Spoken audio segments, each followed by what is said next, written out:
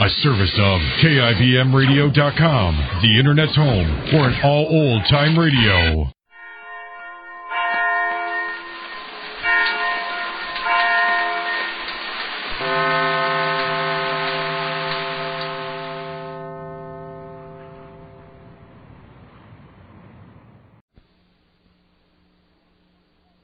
Jane?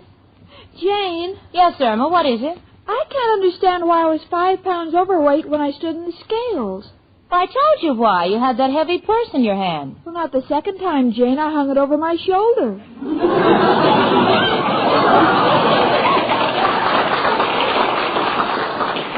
Well, that's what you can expect when you listen to my friend Irma. Friendship, just perfect friendship. When other friendships have been forgot, theirs will still be hot.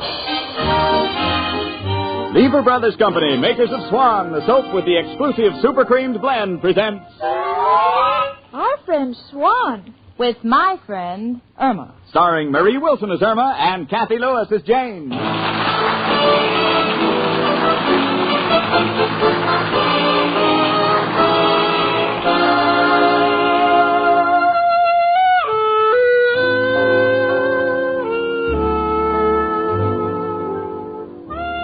Well, here it is, 12 o'clock Saturday.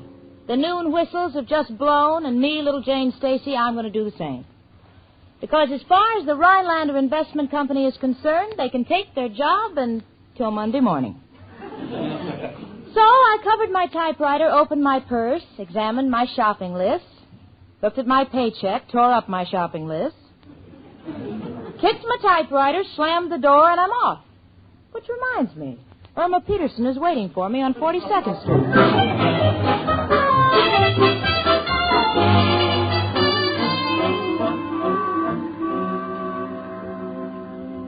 Oh, little boy, you ought to be ashamed of yourself smoking a cigar in broad daylight.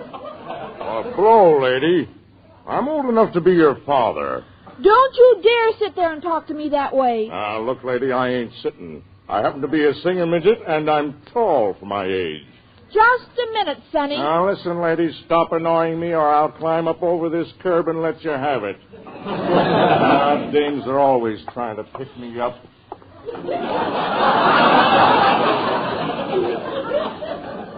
Irma!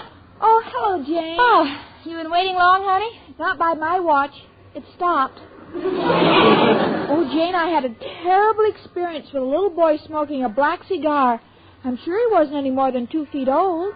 Oh. Irma, why is it that these things only happen to you? No one else. Come on, honey, let's go shopping, huh? Jane. What's the matter, honey? Jane, I feel 2 eyes in my back. Irma, we've just passed an optometrist sign. Don't cause a scene, please. Oh, but Jane, I think we're being followed. Look back, I'm scared. Oh, Irma, you're just being silly, but Irma, someone is following us. Jane, what'll we do? Oh, well, let's turn up this side street, see if he follows. Come on. Look back. Look back, Irma. No, Jane, you look back. All right. Irma, he's still following us. Now I'm getting worried. Well, don't be scared, Jane. You know the saying, two's company, three's a crowd. So as long as we're in a crowd, nothing can happen. Come on, please, honey, let's run. Maybe we can shake him. Not me, Jane. I wouldn't touch him with a 10-foot pole. Irma, I have a feeling he's catching up with us. Hurry up, honey. Come on, hurry. Irma, what are you doing with that handkerchief? I'm going to drop it. Why? Well, if he's a masher, he'll think I'm flirting with him, and when he bends over to pick it up, you hit him, and I'll kick him, and then we'll both run. That sounds like a good idea, honey. Maybe it'll work. Drop the handkerchief. All right, there. Pardon me, did you ladies drop this handkerchief? Yes. Well, here it is. Oh, Jane, it didn't work. He picked it up with his cane. I've been following you young ladies for several blocks. That's evident. Oh, I apologize. You see, I'm a photographer and... Oh, sure. Yeah, I know. You're a photographer, and you thought we were so beautiful that you want to take pictures of us, send us to Hollywood, and give us a contract to play opposite Gabby Hayes.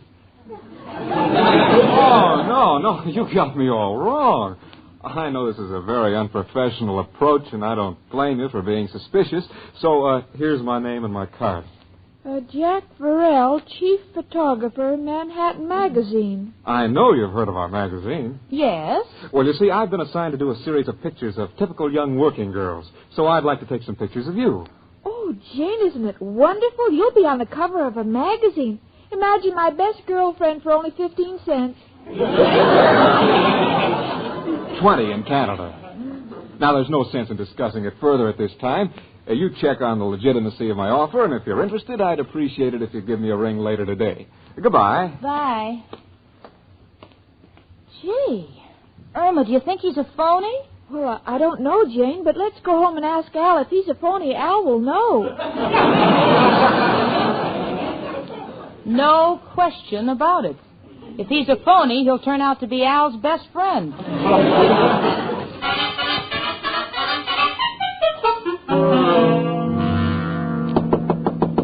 Come in. It's only me, Professor Kropotkin. Hello, Janie and Irma, my two little ballet dancers.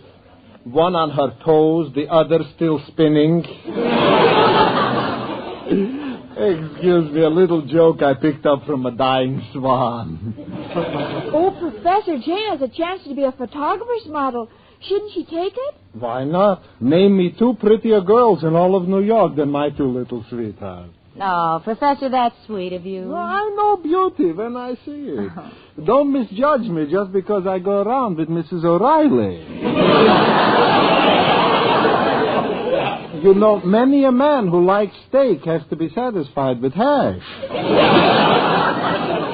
Oh, Professor, I don't think you should describe Mrs. O'Reilly that way.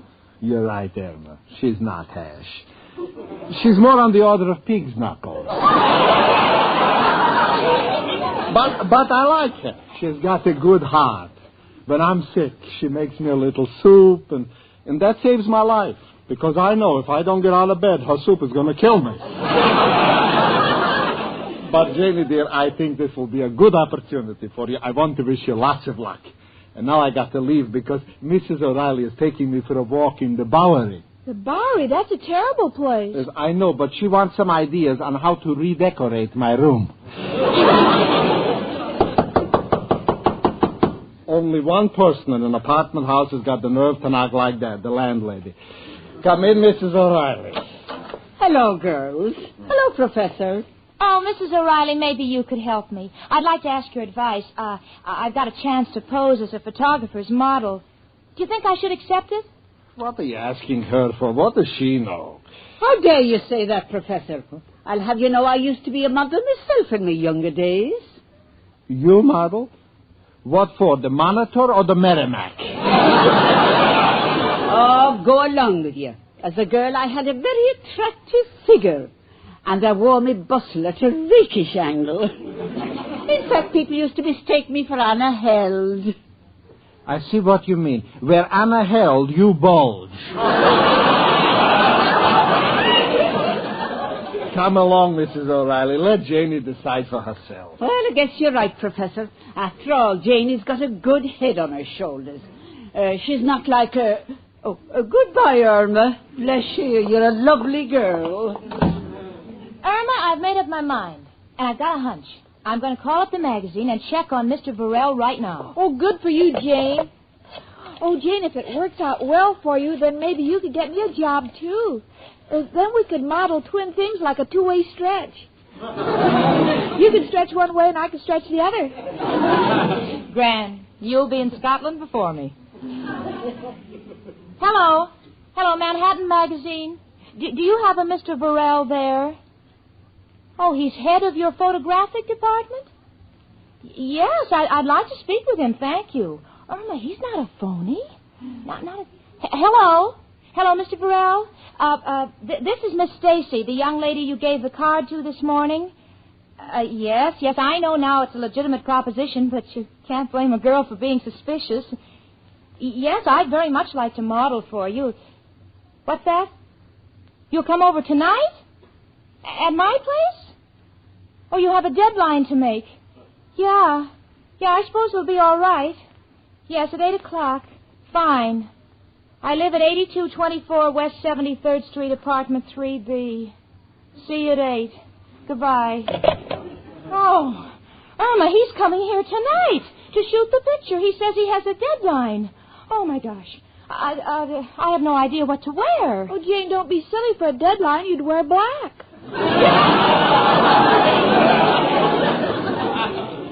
Thank you, Irma Peterson. Well, now that I've decided to do it, gee, I've got to look my best. And, Irma, please note, I don't want anything to go wrong. Understand? Oh, don't worry. Jane, why don't you wear your gray pleated skirt? I'll be glad to press it for you. No thanks, honey. Well, why can't I press it for you? Because I remember how it looked the last time you pressed it. You see, Irma, pleats are supposed to run up and down, not across.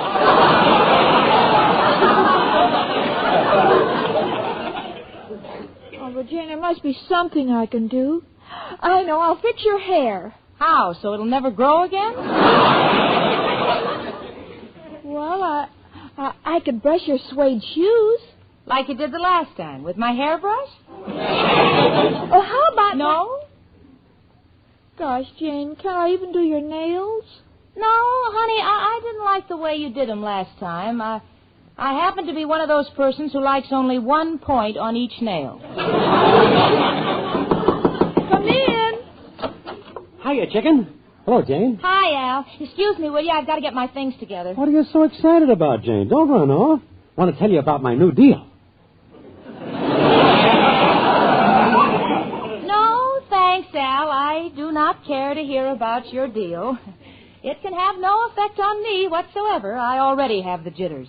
Now, if you'll excuse me, I'm going to get dressed. Jane's never interested in me or my work. Al, I'd love to hear your new deal. Ah, thanks, chicken. Always can depend on you. And you won't go wrong, because this one will make all our dreams come true. It's a campaign button with a picture of Truman, wearing a button with a picture of Stassen, wearing a button with a picture of Wallace, wearing a button with a picture of MacArthur. So you don't have to commit yourself in front of the wrong people.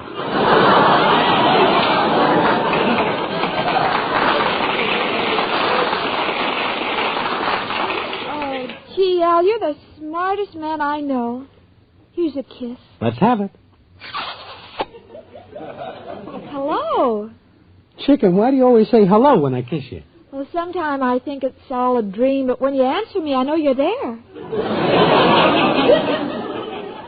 Someday I'll be there with you for life. Well, but until then, I wish there was some glamour in my life, like what happened to Jane. What happened to Jane? Well, she's going to be a photographer's model. Oh, I envy her. Oh, chicken, get that notion out of your head. I ain't marrying no career girl. I know where these things lead. First you're a model, then you win a beauty contest, then you become a chorus girl. I don't want our kids to say, "Hey, Pop, give me a quarter for the show. I want to go see Mom." Gee, I never looked at it that way. Well, chicken, how about you and me taking a little walk, huh?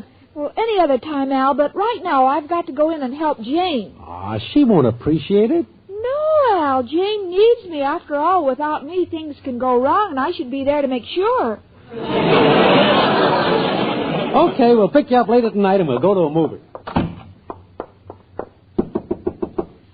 Jane, can I come in? Al is gone. Come on in, honey. Oh, I see you have all your clothes laid out on the bed. Yeah, that's because I want to know where everything is. That includes you.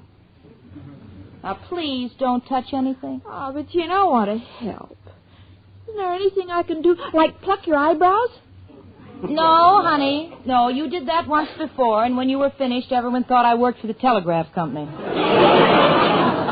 I had 3 dots and a dash over each eye.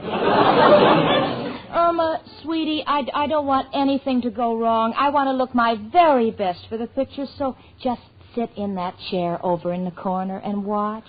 Oh, Jane. Gee, there must be some little thing I could do. I feel so useless and empty inside. All right, honey. All right, there is something you can do. Bring me a little table lamp in the front room, huh? I need more light. Well, thank you, Jane. Now, let's see. Here's a table lamp. I'll just gently pick it up. Irma, the lights went out in here. What happened?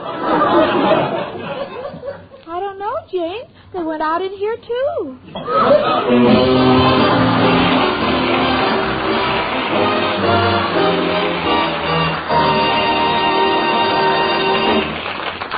You know, ladies, Swan soap actually differs from other soaps. Sure, feel a cake of Swan. It feels smoother.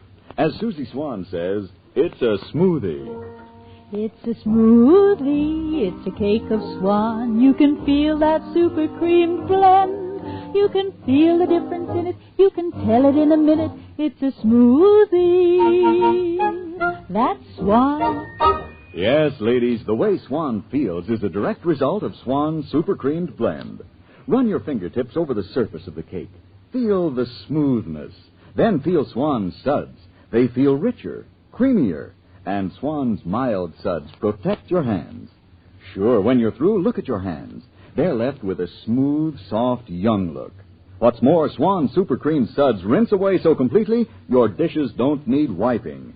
Yes, ma'am, Swan soap means faster dishwashing and protection for your hands, thanks to Swan's exclusive Super Creamed blend.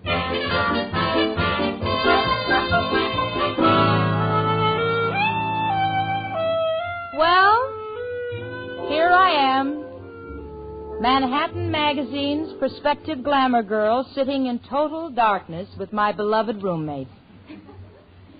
But as dark as this room is, I don't think it begins to compare with the blackout which is Irma's mind. She had to blow a fuse. Just when there's no one in the entire building to help us, and just when I'm on the brink of the greatest opportunity a girl ever had. You know, I should be crying. Doesn't work that way. Irma is the one that's crying.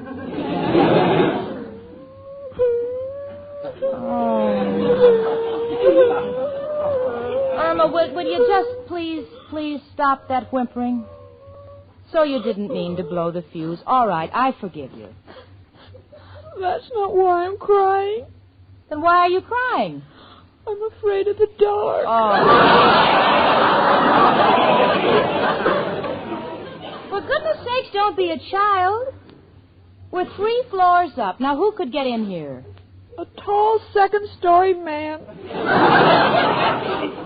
Jane, where are you? Near the fireplace, honey. Where are you? I think I'm in it. It's very warm. Irma, that's the radiator. Oh, Jane, I'm scared. Oh. Honey, please stop that crying and help me get out of this spot, please. Run down to the drugstore and get a box of fuses. All right, Jane. But I can't see where the door is. Oh, yeah. Well, just figure out where in the room you're standing. Oh, I can't. I'm so frightened and nervous. My hands are dripping with perspiration. Yeah. Well, stand still and I'll feel my way over to you. Irma, your hands are in the goldfish bowl.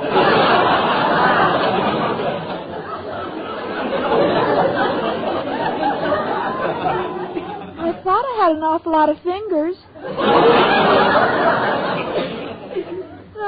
Now, where's the door? Oh, it's so dark. Well, honey, just walk ahead and turn when you get to the couch. Jane, the walls are closing in on me. Irma, you're in the closet. Oh, honey, come on. I'll show you the door. Now, get the fuses, Irma. He'll be here any minute. I'll be right back, Jane. Hi, Chicken. What's the big hurry? Hello, Al. I blew out the fuse, and Jane's trying to get dressed for the photographer, and I'm on my way to buy a fuse. Well, ain't necessary, Chicken. In an emergency like this, there's only one man to call. Who, Al? Who else but... Hello, Joe? Al, got a problem. What do you know about electricity?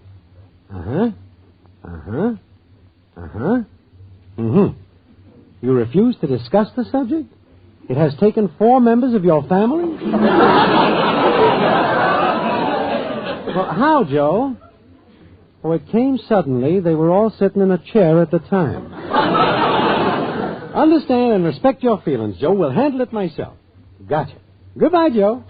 Chicken, know what to do. Let's go down to the master control box downstairs. We'll fix everything. Well, do you know anything about electricity? All there is to know.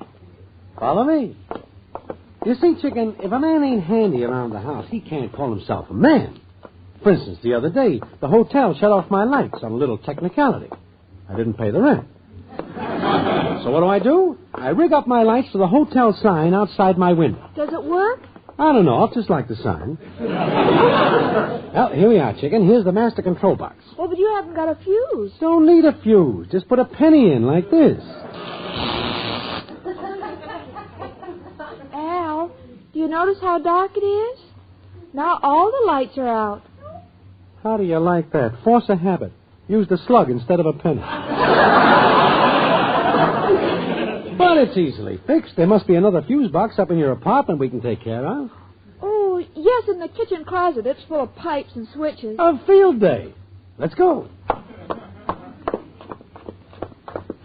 Gee, Al, doesn't it seem a crime? What? We spend so much money on the tunnel of love, and now we have all this darkness for nothing. We waste it. Realize the opportunity, Chicken, but someone is liable to slug us in the dark.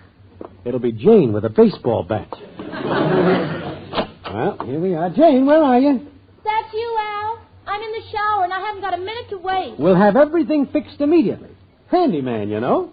All right, Chicken, where's that fuse box? Right over here, Al. Don't even have a match, but know my way around these things. There. Now, let's see. These pipes must be feeder pipes. Feel a little loose. Oh, here's a wrench. We'll tighten them up.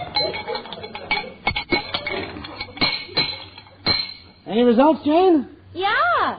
The water stopped running. Not out here. My feet are getting wet. Oh, for heaven's sakes. Now I can't get the soap off me. We'll fix it in a minute. Now, let me see. There should be a loose wire around here. See if you can feel around for it, Chicken. A loose wire? Oh, here's one. Oh, wait, it's stuck. I'll give it a few yanks. Here. Thanks. No results. Listen, the two of you, I'm going to catch pneumonia. I don't know what you're up to, but you call the electric company at once. Do you hear? Logical suggestion, Chicken. Do what she says. All right.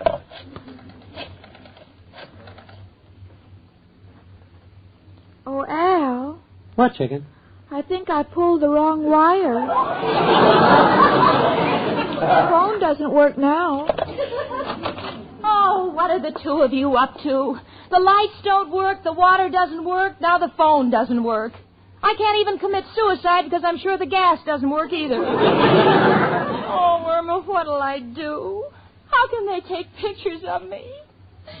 I'm covered with soap. I got on an old robe and my hair's a mess.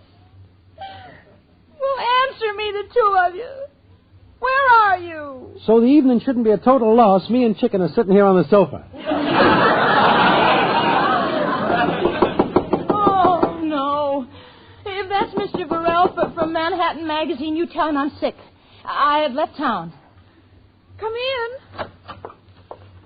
Welcome. Who are you? Oh, it's me and the professor girls. My, what's happened to all the lights? Irma blew the fuse, and Al helped her with the rest. Just when I'm expecting someone. Oh, how dreadful to be stranded in the dark like this. Now, that all depends on how you view it. To me, Mrs. O'Reilly, you have never looked more beautiful.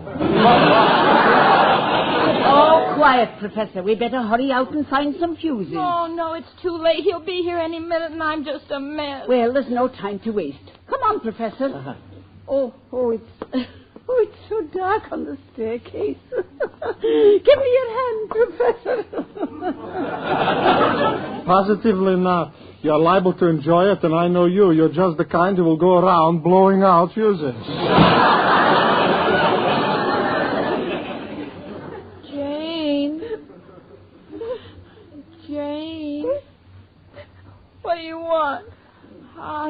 see your face. Are you mad at me? No. I feel like throwing a party for you. For you and that fugitive from an honest dollar. That must be me. Now look here, Jane. No, be still, the two of you. You just ruined everything. But we're sorry, Jane. You're always sorry. You were sorry when you plucked all the gray hairs out of my silver fox because you thought it looked too old. You were sorry when you cut out the front of my best evening gown because you read that midriffs were in style.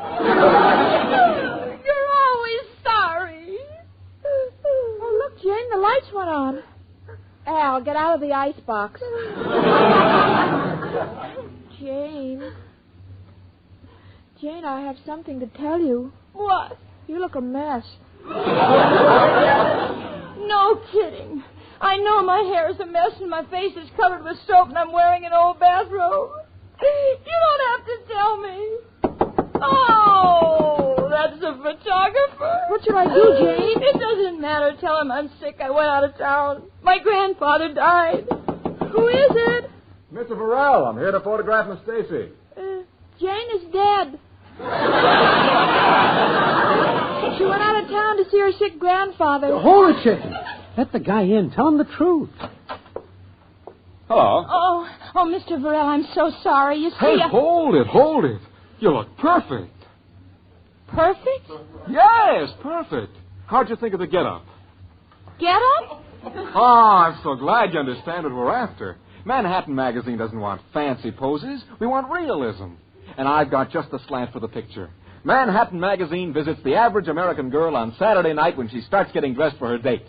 We'll shoot you from the tub to the Trocadero. You'll be sensational. Oh, isn't it wonderful, Jane? Your picture's going to be on all the magazine stands. Yeah, soap suds and all. Well, you should be glad at least everybody will know you had a bath. You know, it's things like that that make me want to shower my affections on the head of my friend Irma.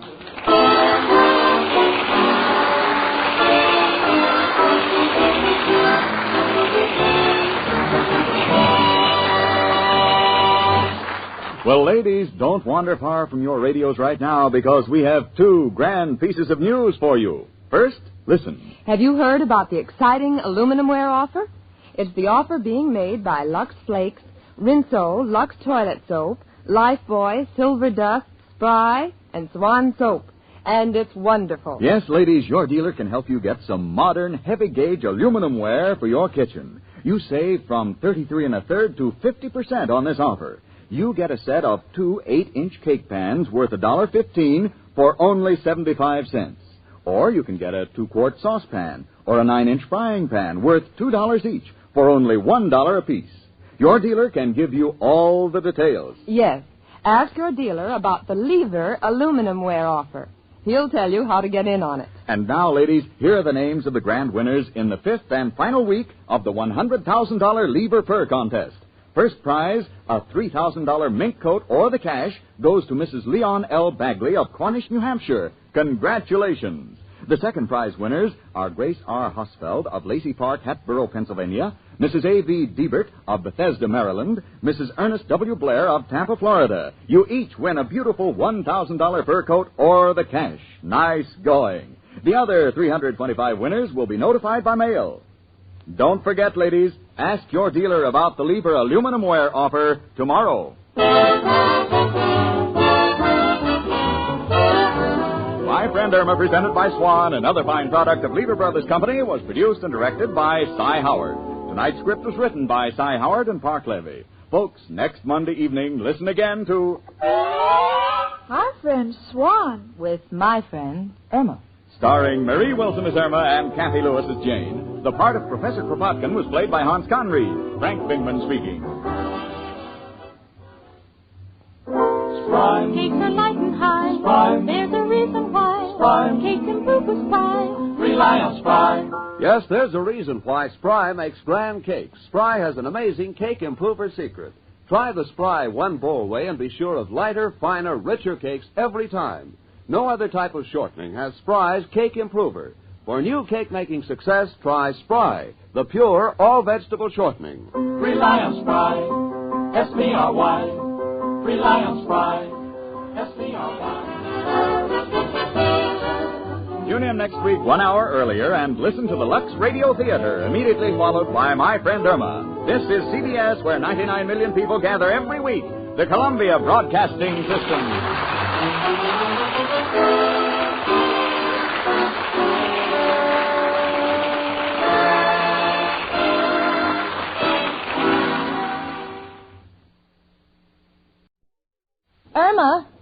Irma. Yes, Jane? Honey, where are you going with that pot roast? Downstairs. I have to cook it on the furnace downstairs in the basement. Downstairs in the basement? Yes, the recipe says to cook it over a low fire. Well, that's what you can expect when you listen to My Friend Irma. Friendship, friendship, just a perfect friendship. When other friendships have been forgot, theirs will still be hot. Lever Brothers Company, makers of Swan, the soap with the exclusive super creamed blend, presents Our Friend Swan. With My Friend Irma. Starring Marie Wilson as Irma and Kathy Lewis as Jane.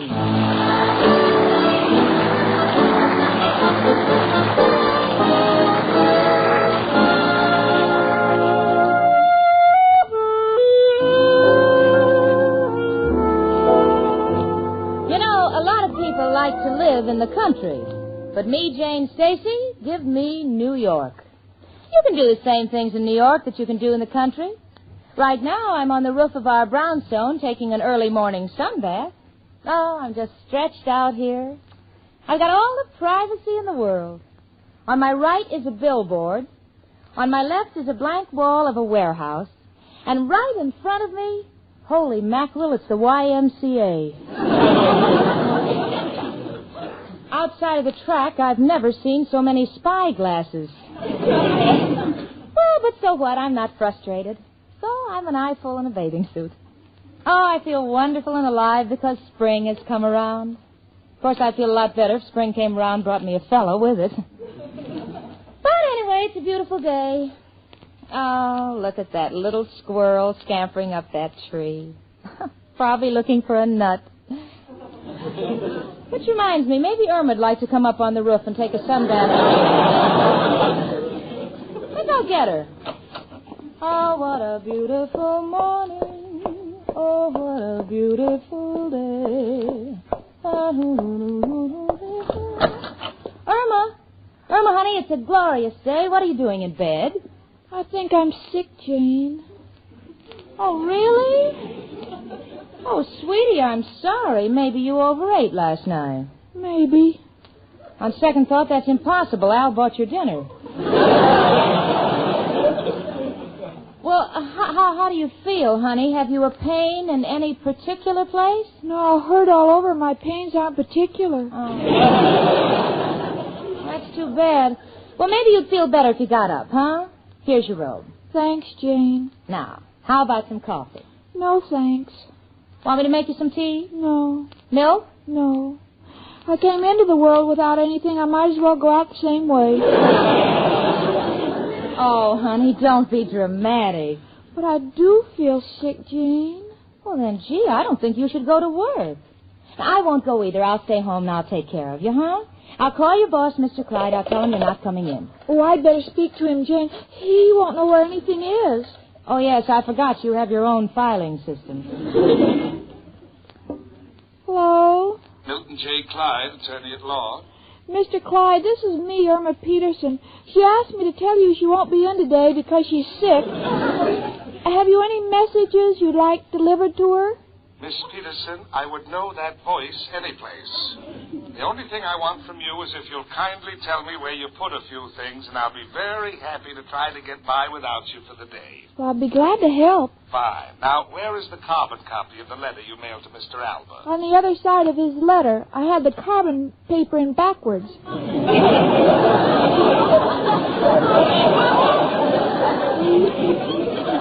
Well, that's par for you.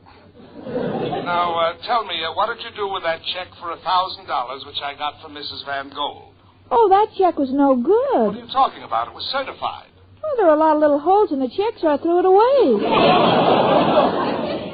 After all, I'm not stupid. Mr. Clyde? Hello? Are you there? Yes, but I'm on my knees. Just one more question. What did you do with my papers on universal copper? Where did you file them? Just where they belong, in the filing cabinet under A. Under A? Of course. Copper is made to make pennies. And whose picture is on the penny? Lincoln's? That's right. And what's his first name? Abraham? So look under A. You see how easy these things are when we work together? Mr. Clyde? Mr. Clyde, where are you? I'm on the floor. At least pay me the courtesy of hanging up so I can call the doctor. Goodbye. Goodbye. Was he angry, honey? No, he's just a big-hearted sentimentalist. Sentimentalist? Yes, every time I talk to him, he cries. Oh. Jane, I think I'll lie down. I just feel bad all over, like an old horse ready for pasture. Grand. I'll go and buy a saddle, and we'll take a ride in Central Park. On you. Come in. It's only me, Professor Kropotkin. Hello, Janie and Irma, my two little air conditioners. One breezy, the other with a dent in the vent. Irma, my darling little pigeon, what's the matter with you? You're lying there like a dead herring. I'm sick, Professor. Well, I'm no doctor, but let me give you some advice. As you know, when I was a little child, I was raised by a band of gypsies. And every time we got sick, they used to give us a pinch of barley root in a glass of vodka. Oh, those wonderful epidemics we had. Oh, I think I will take her to a doctor, Professor. Maybe she needs a blood count or a basal metabolism. Oh, Jane, why do I need a nasal metabolism? There's nothing wrong with my breathing. I'm just sick all over. Run down. Probably haven't got enough blood. You know, like when you're suffering from magnesia. Anemia, honey. Irma, my darling, most diseases are mental. What you should do is think of something real pleasant. Like you and Al are married. Me and Al married. There, you look better already. And now you're having a big wedding reception. All your friends are there. All my friends. And then on the table in front of you, they put a gorgeous wedding cake 6 feet high. Irma, why are you crying? Oh, that wonderful cake, and I'm too sick to eat any. Oh, honey. Come in. Hello, Janie and Irma. Oh, there you are, Professor. Now, wait a minute, Mrs. O'Reilly. Wait, nothing. This poem you shoved under my door. You've got your nerve. Girls, listen to this. Roses are red, violets are blue. How many more years must I wait for you? Why, that sounds lovely. What's wrong with it? He signed it the Undertaker.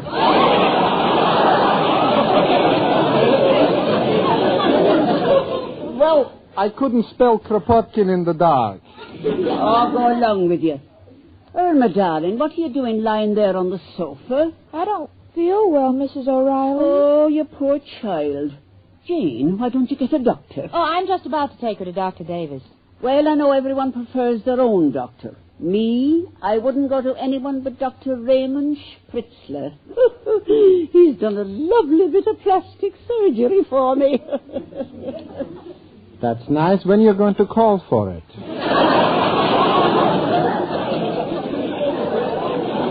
Well, this is getting us no place. Come on, honey. We'll go see a doctor and we'll find out what's wrong with you.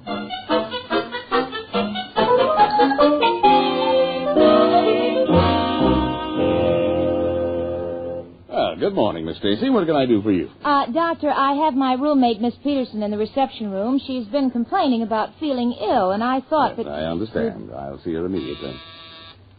Send Miss Peterson in.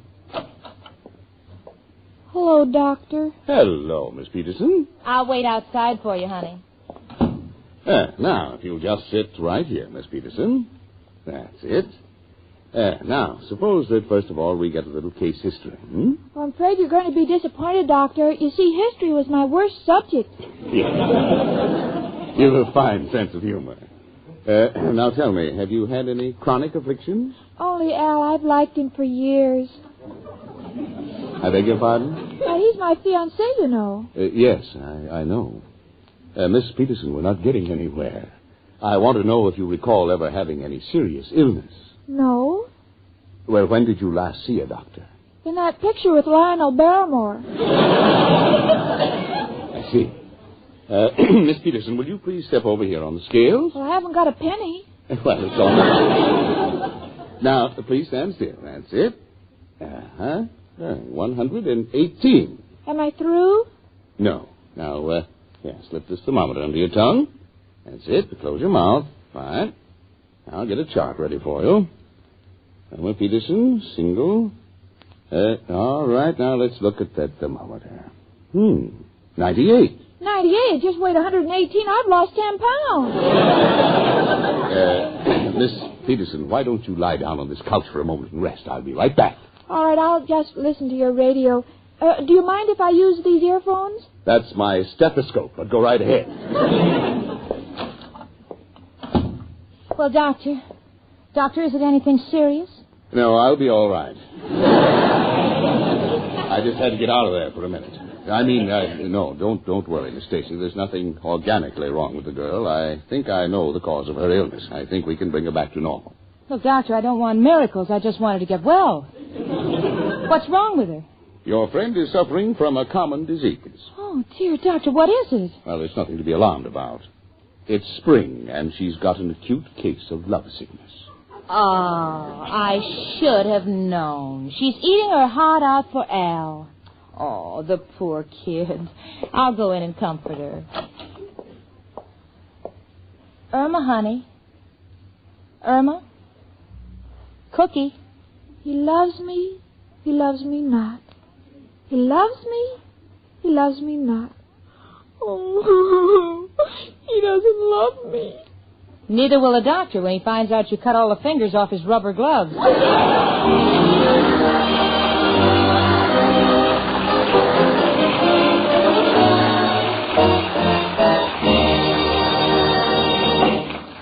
Ladies, did you know that Swan soap actually differs from other soaps? Sure, feel a cake of Swan. It feels smoother. As Susie Swan says, it's a smoothie. It's a smoothie, it's a cake of Swan. You can feel that super cream blend. You can feel the difference in it. You can tell it in a minute. It's a smoothie. That's Swan. Yes, ladies, the way Swan feels is a direct result of Swan Super Creamed Blend. Just run your fingertips over the surface of a cake of Swan. Feel the smoothness. See how Swan Super Creamed Blend makes Swan differ from other soaps. Then feel Swan's suds. They feel richer, creamier. And Swan's mild suds protect your hands. Sure, when you're through, look at your hands. You'll see they're left with a smooth, soft, young look. And Swan Super Cream Suds rinse away so completely, your dishes don't need wiping. You bet. Swan soap means faster dishwashing and protection for your hands, thanks to Swan's exclusive Super Creamed Blend.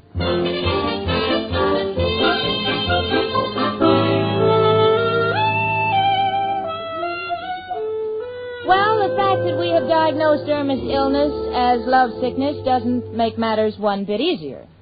You see, Irma happens to be in love with a man who hasn't worked for so long that, well, I'll put it this way. If Al was Stanley, the explorer, and Dr. Livingston was a job, Stanley would never have found Livingston.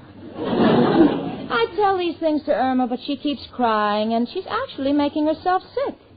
I've sent for the professor and Mrs. O'Reilly so we can have a council of war to decide what to do about Al. I just can't stand any more of Irma's suffering. Oh, sweetie. Please don't carry on like that. It's not good for you. I can't help it, Jane. This is spring, the time for romance. The birds are singing, the flowers are budding. The sap is starting to fall, and I have no one to catch me. Well, now, don't cry, honey. Things have a way of working out, you know. Why don't you go for a walk and forget your troubles, huh? All right, I think I'll take a walk in the park and visit the zoo. After all, that's where I met Al. Yeah. Yeah, I remember that, honey. He was taking peanuts away from the monkeys. Goodbye.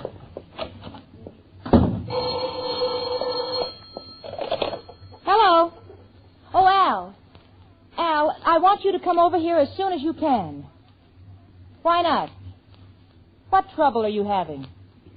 With a gum machine? Didn't you get your gum? Well, you got the gum, but the string on the nickel broke. Look, Al, you hurry right over here. Goodbye. Come in. It's only us, Professor Kropotkin and Mrs. O'Reilly. Oh, I'm so glad the two of you are here. Irma's in trouble. Oh, the poor child. No, don't worry, Janie. If Irma's in trouble, you'll stand in back of her. Mrs. O'Reilly will stand in back of you, and I'll stand in back of Mrs. O'Reilly. You know, I don't know if this could help Irma, but this could be a very good conga line. Please, Professor, this is serious. Now, we all know that Al has been giving Irma the runaround, and what with this being spring and June not too far off, the poor girl is lovesick. Aren't we all? Please, Mrs. O'Reilly, stop winking at me. I'm tired of picking up your eyelashes.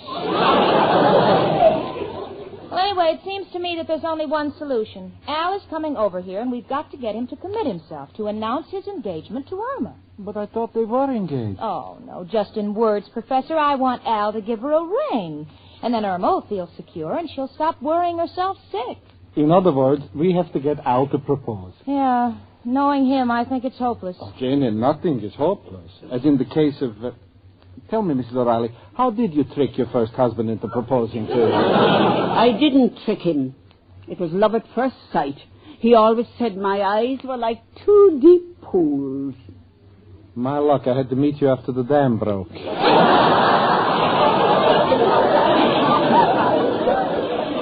now, please, the two of you, we're trying to solve Irma's problem. Well, if Al did propose, where will he get a ring? Has he any money? Money? Are you kidding? His pockets haven't seen his hands since that last cold spell we had. Well, what are we going to do? We've got to get him to propose. Otherwise, Irma's never going to get over her sickness. Open up, chicken. It's me, your little Al. That's him. That's him. I'll handle him, folks. If I need any help, I'll call you. All right, Janie. Come in. Hello, Jane. Hi, folks. Where's chicken? Well, why is everybody staring at me? If I was your mother, I'd shoot your father.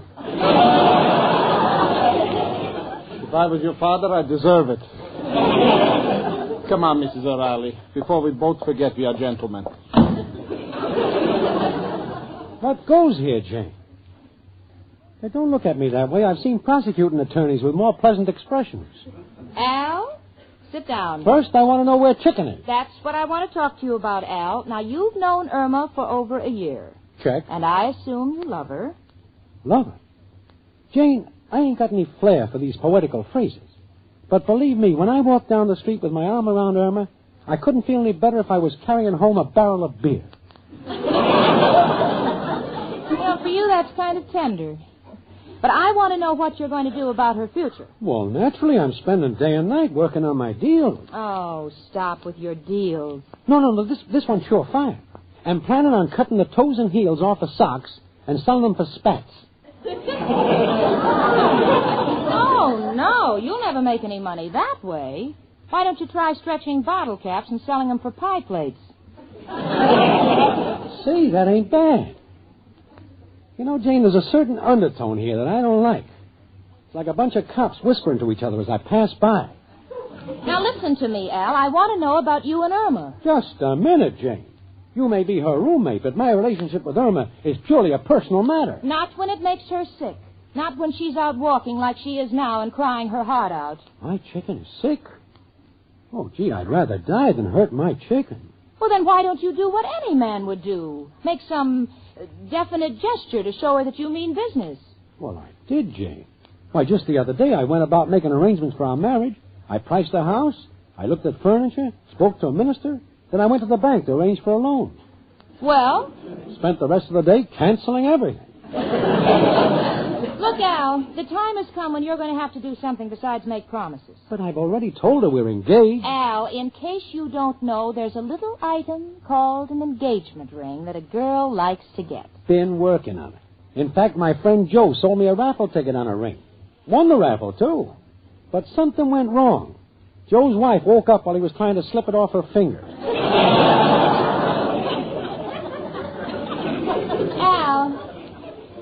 Al, would you really give Irma a ring if you had one? On my word. Well, here. What's this you're giving me, Jane? This was my grandmother's engagement ring. She gave it to me, and I want you to give it to Irma. Oh, Jane, I couldn't take this. It's an heirloom. Probably means a great deal to you. It does. Not as much as Irma. And I don't want her to know that I gave it to you. Gee, Jane, I don't know what to say. I'm all choked up. How much is it worth? Never mind what it's worth. Really? When you give this ring, I want you to be looking into 2 blue eyes, not 3 gold balls. Trust me, Jane. Don't be naive, Al. I'm going out now, and when I come back, I want to see a well Irma and an engaged Irma with a ring on her 3rd finger left hand. Got me, Al? Gotcha, Jane. Gee, looks like a pretty expensive ring. It's got 2 diamonds on each side. In that case, there's only one man to call. Who else but... Hello, Joe? Al, got a problem. Just received a ring with 2 diamonds. What do you suggest? Uh-huh. Mm-hmm. Only one man to handle it? Friendly Freddy, the philosophical fence? Well, where is he located? Oh, he's with an old southern family on their farm? Oh, the prison farm in Georgia. No, Joe, this ring is legitimate. You see, I got to give it... Oh, Joe, what am I doing? What am I talking to you for? This is for my girl. The whole thing is on the up and up. Sorry I took up your time. Was merely acting on a natural impulse. Got carried away by the diamonds. Forget it, Joe. We'll call you on another proposition. Goodbye. Al, sometimes you get mighty close to being a bum. Oh, Jane. Oh, why, Al, what are you doing here? Hiya, Chicken. Hello, Al, honey. Chicken, there's something very important I want to ask you. All right, Al, shall we go over to the sofa? No, this is important. Let's go over to the sink. Sink? All right, Al. Good.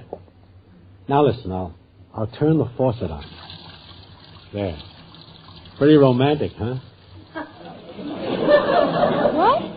Chicken, ain't you got no imagination? That's Niagara Falls. Oh, Al. No one could have said it any nicer. I do. Chicken, we are now engaged. And to make it legal, I am going to give you an engagement ring. Oh, Al, this is the moment I've waited for. Let me see the ring. Not yet, Chicken. Want to do this in such a way that you'll never forget it. Now we'll sit over here on the sofa. Oh, hurry, Al. I'm as excited as an expectant father walking up and down in front of a maternity house. Feel the same way, Chicken. Now turn down the lights. They're down. Good. Now, Chicken, close your eyes. They're closed. Now, beloved, as behooves the occasion, I would like to make a speech to mark this wonderful moment. Oh, go ahead, Al. I can hear you even though my eyes are closed. Chicken, I have looked the whole world over for a fair maiden to share my worldly possessions. I admit most of my possessions are no longer in my possession. Because they've already been possessed. And those I possess, I cannot get. Because they're in a place from which I have been dispossessed. Go ahead, Al. It's beautiful. But east is east, and west is west. And as Mark Twain said, we have met. And having met, I hereby with this ring thee do engage. Your hand, my love. Here, Al. Al, what's the matter? Can't find the ring. Oh, Al. Turn the lights on, Chicken. Can't understand. I just had it in my hand. It must have fallen on the sofa. Help me look for it, Chicken. Hey, wait a minute, Al. Are you sure you had a ring? Positive. Well, where did you get it? Well, gee, I can't see it anyplace. Al, where would you get a ring? From my great-great-grandmother. I never told you about her because it would make you sad. You see, she's dead. Al, I don't believe you ever had a ring. This is just another one of your jokes, and I never want to see you again. Chicken, believe me, I wouldn't kid you. To me, marriage is a sacred honor. Like not turning state's evidence on a close member of the family. Oh, I'm sorry, Al. I can't believe you, and I never want to see you again. Goodbye. Well, Chicken, if that's the way you want it, goodbye.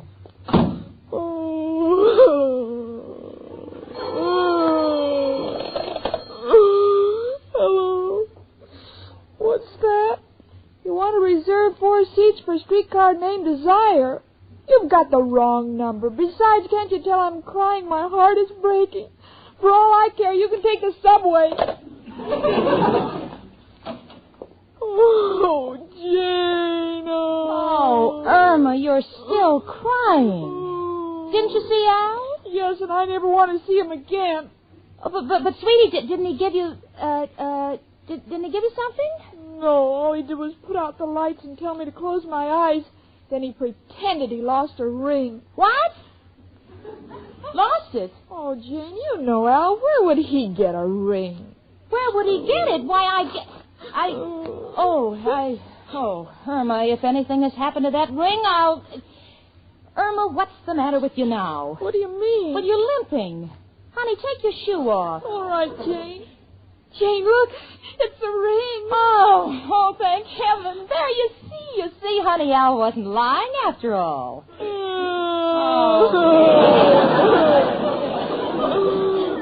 Now what are you crying about? We're not engaged. The ring is on the wrong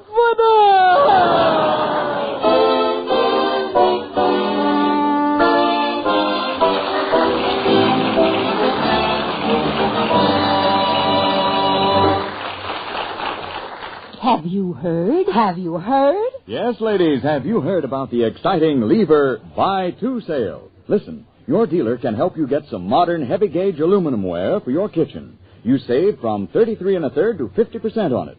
You can get a set of 2 8-inch cake pans worth $1.15 for only 75 cents. Or a 2-quart saucepan with cover or a 9-inch frying pan worth $2 each for only $1 apiece. They're the famous Regal aluminum ware, the really perfect modern kitchenware. Yes, and they're made with inside sunray finish. So bright, so beautiful. Now, here's all you do to get them. Send in box tops or wrappers from any 2 of these Lever products. Lux Flakes, Rinso, Lux Toilet Soap, Lifebuoy, Silver Dust, Spry, or Swan. Your dealer will give you handy order blanks as well as the other information you need. The orders will be sent postpaid within 3 weeks. The offer expires August 1st, 1948. It is subject to state and local regulations. Just send your money together with box tops or wrappers from 2 Lever products and your name and address to Lever Homemakers Club, Box 1, New York City.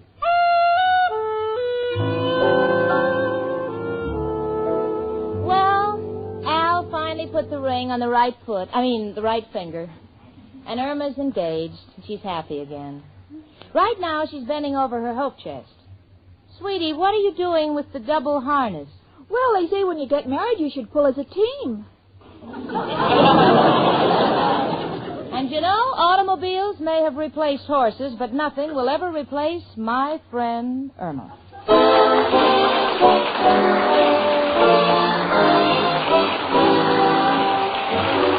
My Friend Irma, presented by Swan, another fine product of Lever Brothers Company, was produced and directed by Cy Howard. Tonight's script was written by Cy Howard and Park Levy. Folks, next Monday evening, listen again to My Friend Irma, starring Marie Wilson as Irma and Kathy Lewis as Jane. The part of Professor Kropotkin was played by Hans Conried. Ladies, listen, the shortage of fats and oils is still very serious, and it's worldwide. So please keep on saving every drop of used kitchen fat. Your butcher will pay you for every pound. Frank Bingman speaking. Spry. Cakes are light and high. Spry. There's a reason why. Spry. Cakes and food with Spry. Rely on Spry. Yes, there's a reason why Spry makes grand cakes. Spry has an amazing cake improver secret. Try the Spry one-bowl way and be sure of lighter, finer, richer cakes every time.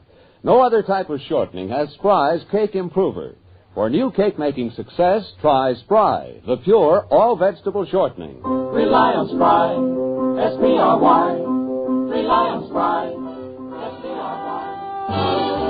Tune in next week 1 hour earlier and listen to the Lux Radio Theater, immediately followed by My Friend Irma. This is CBS, where 99 million people gather every week, the Columbia Broadcasting System.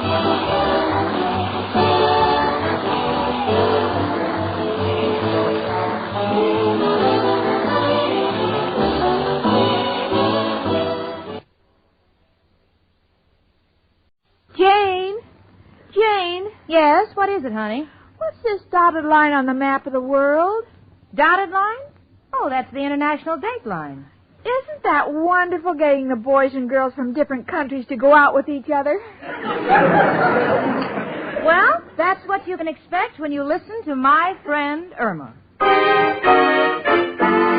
Friendship, friendship, just a perfect friendship. When other friendships have been forgot, theirs will still be hot. Lever Brothers Company, makers of Swan, the soap with the exclusive super creamed blend, presents Our Friend Swan. With My Friend Irma. Starring Marie Wilson as Irma and Kathy Lewis as Jane.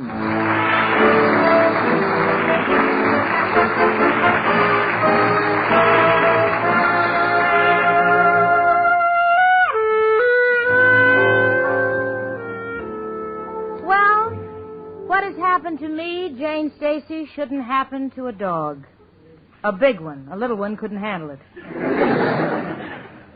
You see, my boss and the guy I'm in love with, Richard Rhinelander, has suddenly decided to go to England on business. He says it's business. There's no reason to doubt him, except that his mother and father look so happy about his leaving me. Why, I don't know. I'm just an innocent bystander. Perhaps they're under the impression that I want to get engaged to him. They're wrong. I just want to marry him. What's more, let's face it, I don't mind shipping our money out of the country to help. I'm in favor of that, but it's going too far when they ship our men. But then that's the problem. Richard's sailing on the Queen Mary, so today I'm moping around and I'm not eating. Lost my appetite. Think for lunch I'll put a little salt on my heart and eat it with a dry piece of Melba toast. Oh, Jane, I have a feeling you're upset, aren't you? Me upset? Oh, don't be silly. The only reason I'm shaking like this is because I'm getting ready to make a malted milk. Oh, Jane, now I know why you're so nervous. You're thinking about Richard going to England, aren't you? Yes, Irma. Even though he hasn't left yet, I miss him already. You know, he's going to be over 3,000 miles across the ocean. Well, it could be worse. Worse? How could it be worse? If he only went 2,000 miles, he'd drown.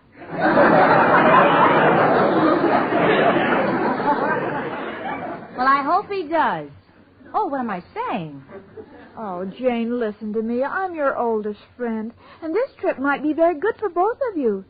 Now you can find out how much you miss each other. Yeah, there's something to that. They say that separation is a great test. I'd like to believe. Well, it certainly is.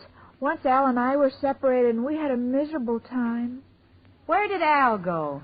Nowhere. We were in the movies, and a woman was sitting between us.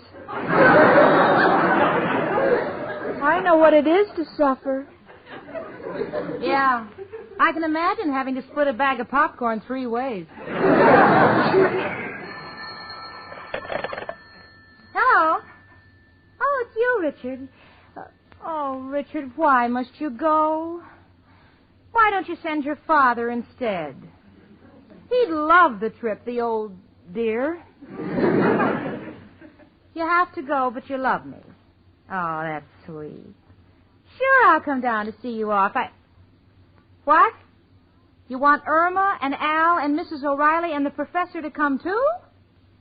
Well, that's nice of you, Richard, but it's not necessary. Honestly, you want them to come. All right, dear, I'll tell them. Goodbye. Tell us what, Jane? What do you think, sweetie? Richard's invited the whole gang to see him off on the boat tomorrow night. A bon voyage party in his stateroom. Oh, that's wonderful. I think I'll wear slacks. Slacks? Yes, Jane, if I fall off the boat, someone will yell, "Man overboard," and if I'm wearing a dress, I can drown while they're looking for the man. Well, don't worry, honey. You won't fall overboard. Gee, I hope Richard doesn't fall in love with any of those English girls. Oh, don't worry, Jane. Richard wouldn't fall for any of those English girls. They're all bow-legged. Bow-legged? Yes, they say a lot of them are cockneyed. Yeah. Well, thanks for straightening me out, honey. And I suppose they're all so poor they have to live in the House of Commons. Well, Jane, I don't know anything about their real estate. Come in. It's only me, Professor Kropotkin. Hello, Janie and Irma, my two little teapots. One with a fancy top, one with a loose lid. It's a little joke I picked up in the gypsy tea room. Professor, I don't know what it is, but you look so different. Huh? Yes, it's your eyebrows. I've never seen them so bushy. Bushy? Where's the mirror? Well, how do you like that? What can it be? Now I know. Last night when I kissed Mrs. O'Reilly, I must have slipped. These are her eyelashes. Well, you shouldn't steal kisses in the dark. Who would kiss her in the daytime? With me, it's night madness. Tell me, Janie, what are you going to do with yourself while Richard's away? Oh, I'll keep busy. Incidentally, Professor, you're invited to Richard's farewell party on the Queen Mary. The Queen Mary? Mm-hmm. And what a boat. It's really a hotel on water. Well, to me, that's no novelty. When it rains, my room has the same features. But I'll go and wish Richard good luck. Come in.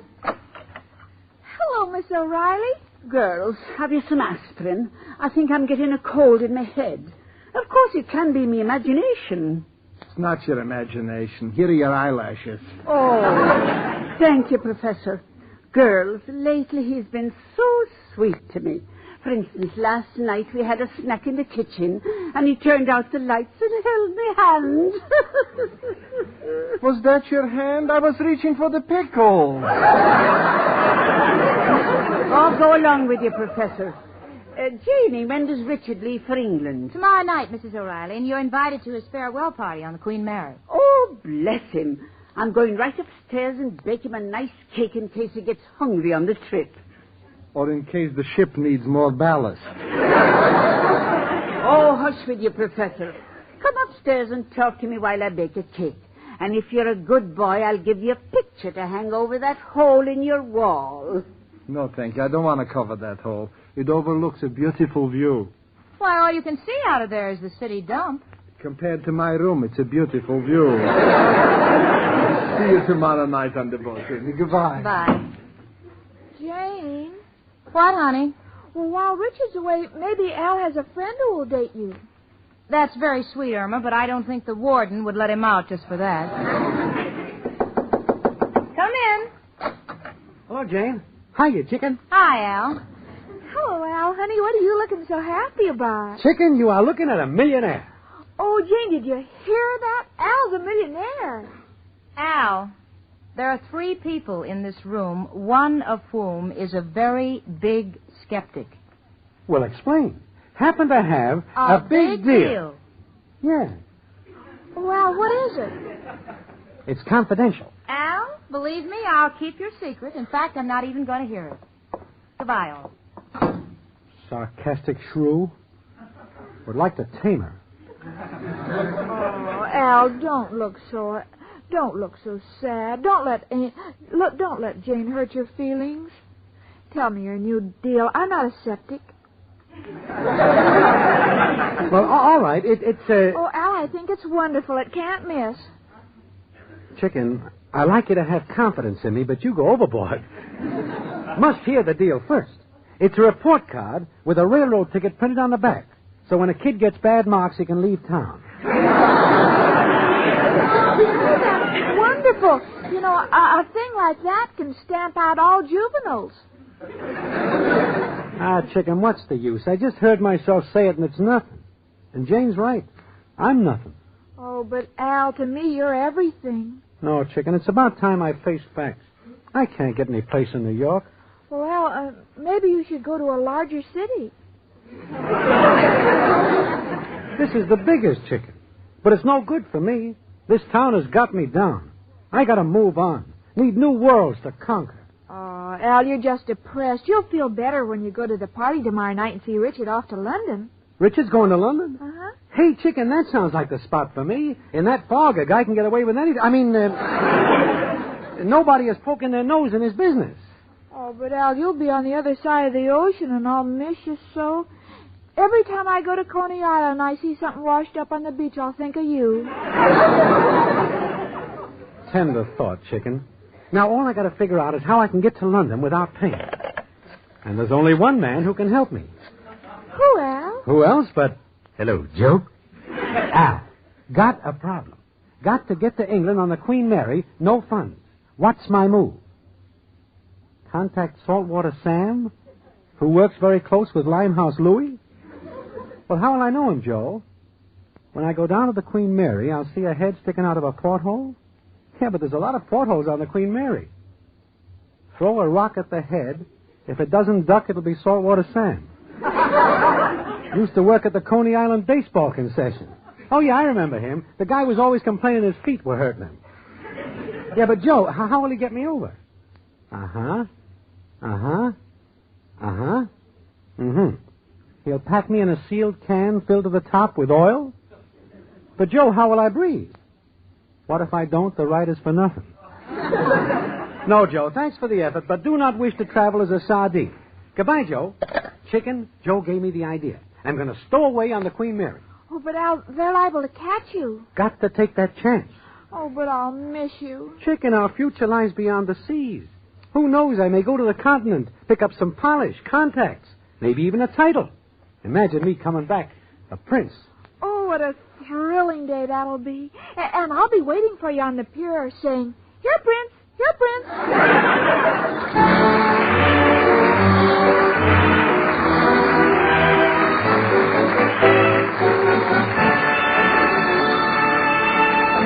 Ladies, did you know that Swan soap actually differs from other soaps? Sure, feel a cake of Swan. It feels smoother. As Susie Swan says, it's a smoothie.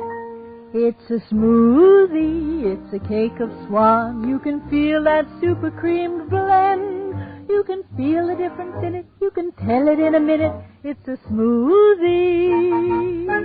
That's Swan. Yes, ladies, the way Swan feels is a direct result of Swan's super creamed blend.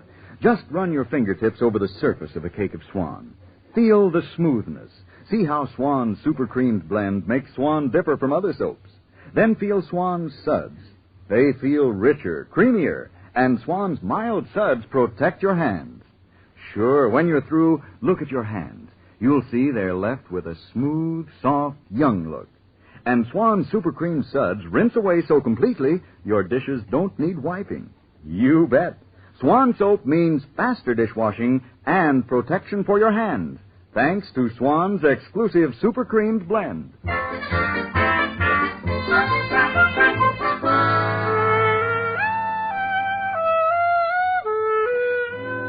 Well, we're all set to go down to the Queen Mary to see Richard off. Believe me, Jane Stacy is one great actress. I won't show him what my real feelings are. I'll be casual, indifferent, blasé. Think I'll take 4 handkerchiefs along in case I crack.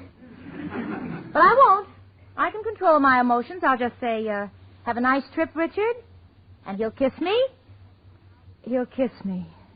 And I'll report immediately to the captain and ask to join the crew at no salary. Oh, what's the use of kidding myself? As far as we women are concerned, baseball is not the national sport. And if I didn't have enough on my mind, Irma and Al are acting very strangely. They're behaving in a very offbeat manner. Irma, look, we better get to the pier, honey. The boat will be leaving soon. What's going on between you and Al? Don't worry about us, Jane. We'll meet you there. You'll meet me there? I don't understand. You two aren't up to anything. Oh, no. Then why are you staring at each other? You heard that expression, drink to me only with thine eyes? We're on a binge. I was only trying to be helpful. Mm-hmm. Well, I haven't got time to discuss it now. I'll see you on the boat. And be sure that nothing goes wrong. Goodbye. Okay, chicken. We gotta act fast. Gotta promote an angle that'll take care of my passage on the Queen Mary. Al, I've got a thought, but I don't think you'll like it. Speak up, chicken. Many a great thought has come from the mouth of a child. Al, why don't you work your way across? Go away, kid. You bother me. Well, Al, I don't know what other way there is of going, but one thing I insist on. If you're going to go, it has to be honest. See what you mean, chicken. You can trust me. Got the angle. We'll stow away in a lifeboat. Oh, but Al, that's not honest. What do you mean, chicken? Does anybody else go in a lifeboat? No. Well, then if I'm not taking anybody else's place, it's honest. Oh, I apologize, Al, darling. You know, for a moment it seemed crooked, but when you explain it, it still seems crooked. But you say it so honestly that I know it's not crooked. Like that trait in you, chicken. If you were only the district attorney, this would be a progressive city for a man like me. Now, chicken, getting into the lifeboat is simple, but the main thing is, how do I get food and drink? Well, that's simple, Al. Just ring for room service. Chicken, don't you understand? No one must know I'm in the lifeboat. So it must depend upon you to get the food to me. Oh. After 2 days, I'll come out and they can't throw me off.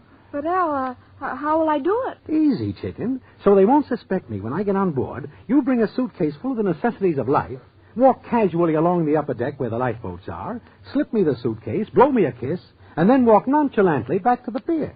But, Al, how will I know what lifeboat you're in? Well put question. You walk along and knock twice on each lifeboat, like this. When you hear 2 knocks back, you know I'm under the canvas. All right, Al. Chicken, feel the need of a rehearsal. Now, you're on the boat, and someone comes up to you and says, "What are you doing with that suitcase?" What do you say? Do you think I'd let my boyfriend in that lifeboat starve?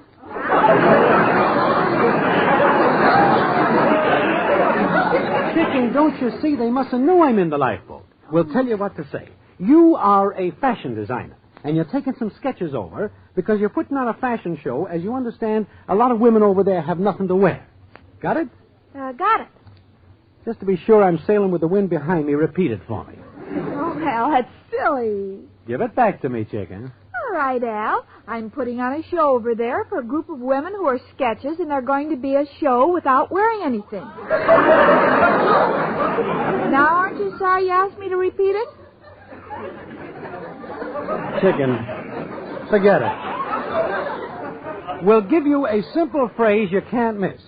If anyone talks to you, say you're going over with a convention of the Daughters of the American Revolution. You got it? Yes, I'm going over with the Daughters of the American Revolution. Perfect. See you on the boat. And don't forget the suitcase and the 2 knocks for a signal. Okay, Daughters of American Revolution, suitcase, and 2 knocks.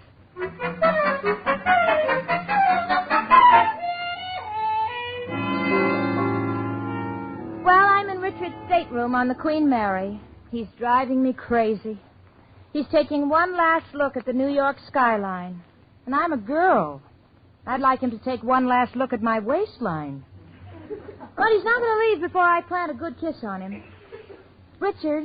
What is it, Jane? Haven't you forgotten something? No, I don't think so. I've got my tickets.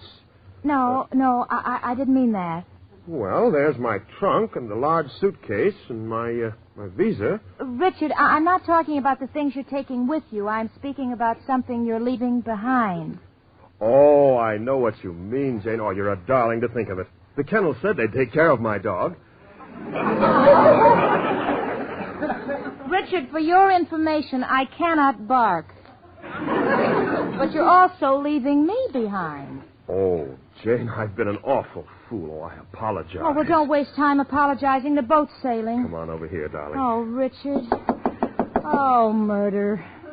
Whoever you are, just slip it under the door and go away.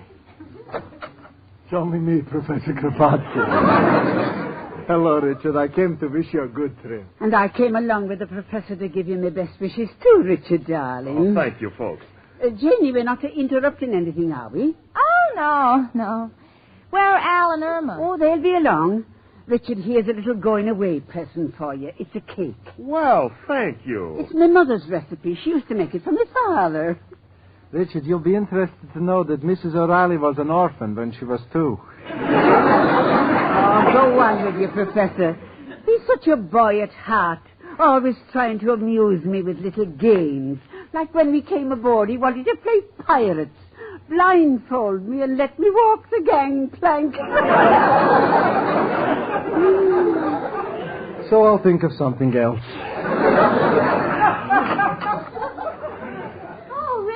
Oh, I'm glad you're here, Irma. I don't want to sail without saying goodbye to you. Where's Al? Oh, he'll see you later, Richard. Like in a couple of days. What? Have a nice trip, Richard. And when you get to England, will you stop off at Oxford and bring me some of those shoes that the students make there? Oh, Irma, don't be ridiculous. Hey, honey, what's the idea of the suitcase? Oh, I'll tell you later, Jane. I want to take a look around the boat. Voyage, Richard. That's French. I didn't want to use it because this is an English boat, but you'll understand. Thank you, Irma, and goodbye. Gee, I got to find the lifeboat where Al is. Well, miss, are you going to take the trip across with us?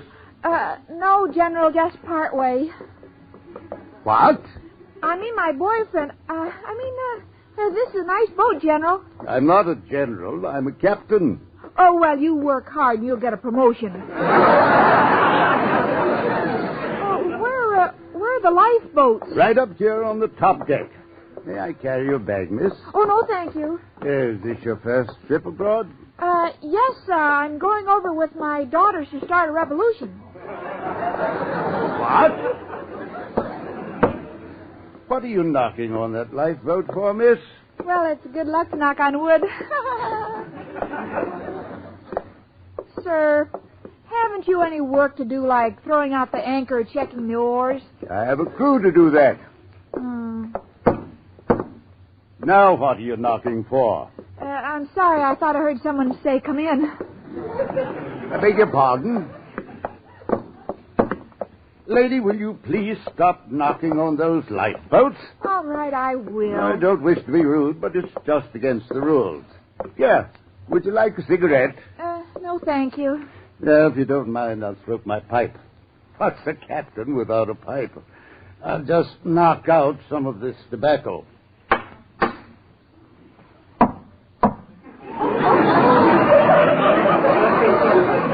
What was that?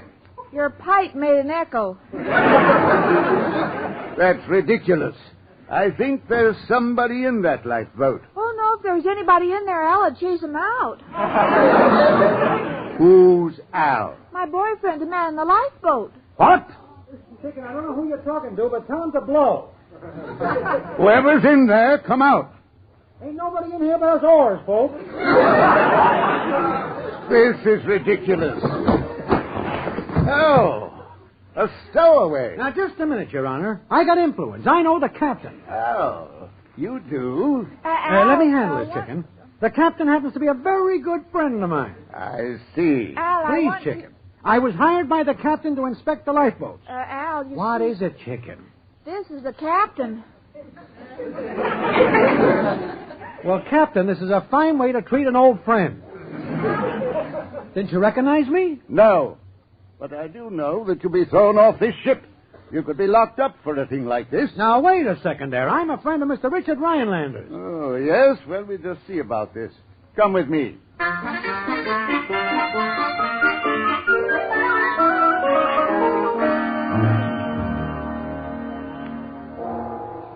All ashore that's going ashore. Oh, gee.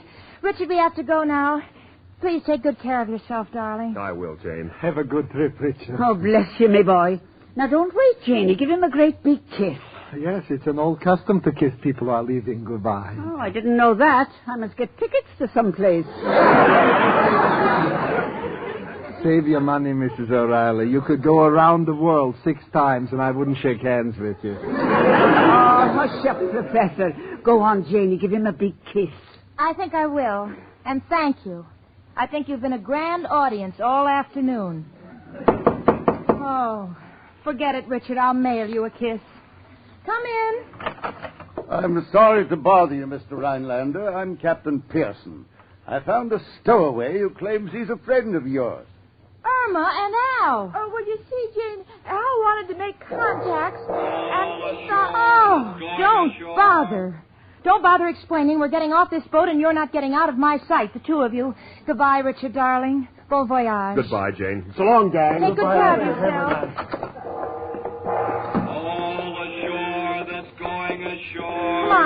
Come on, hurry up. Follow me into this elevator. Come on, Professor, quick. Take it easy. Mrs. O'Reilly has my arm, and she hasn't hurried since Bull Run. Come on now.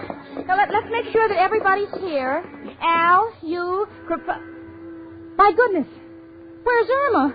Well, she was just here. She must have taken the wrong door.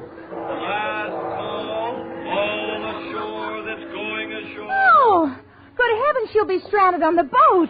Oh, we've got to find her. Everybody look in different directions. Come on. Come along, Mrs. O'Reilly. Run. I can't, Professor. It's these new long skirts.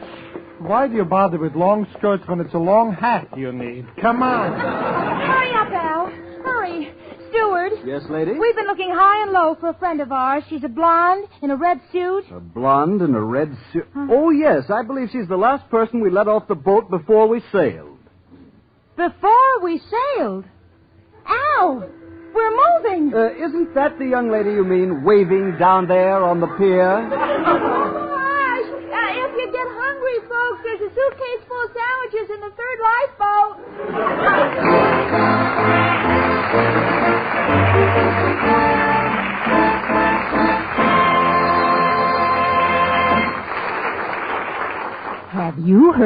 Have you heard? Ladies, you can save 50% on a modern heavy-gauge aluminum saucepan. Just the kind of a 2-quart saucepan with a cover that's so useful in your kitchen. The saucepan is of fine 18-gauge aluminum with a no-twist handle. And both the hand and cover knob are made of no-burn Bakelite. This handsome saucepan is worth $2. But you can get it for only $1. It's the famous Regal aluminum ware, the really perfect modern kitchenware. Yes, and they're made with inside sunray finish. So bright, so beautiful. Now here's all you do to get them. Send in box tops or wrappers from any two of these Lever products. Lux Flakes, Rinso, Lux Toilet Soap, Lifebuoy, Silver Dust, Spry, or Swan. And when you buy them, you can get handy order blanks as well as the other information you need. Orders will be sent postpaid within 3 weeks. The offer expires August 1st, 1948. It is subject to state and local regulations. Just send your money together with box tops or wrappers from two Lever products and your name and address to Lever Homemakers Club, Box 1, New York City.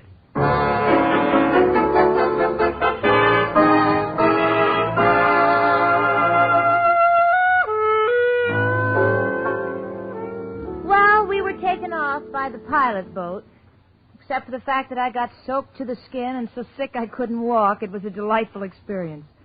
But I haven't forgiven Irma for the trick she and Al tried to pull, so I said, Irma, what in the world ever made you believe that Al would do any better in London than he does here? And Irma said, well, Al is very handy with tools, and I heard that the London bridges are falling down. Maybe he could fix them.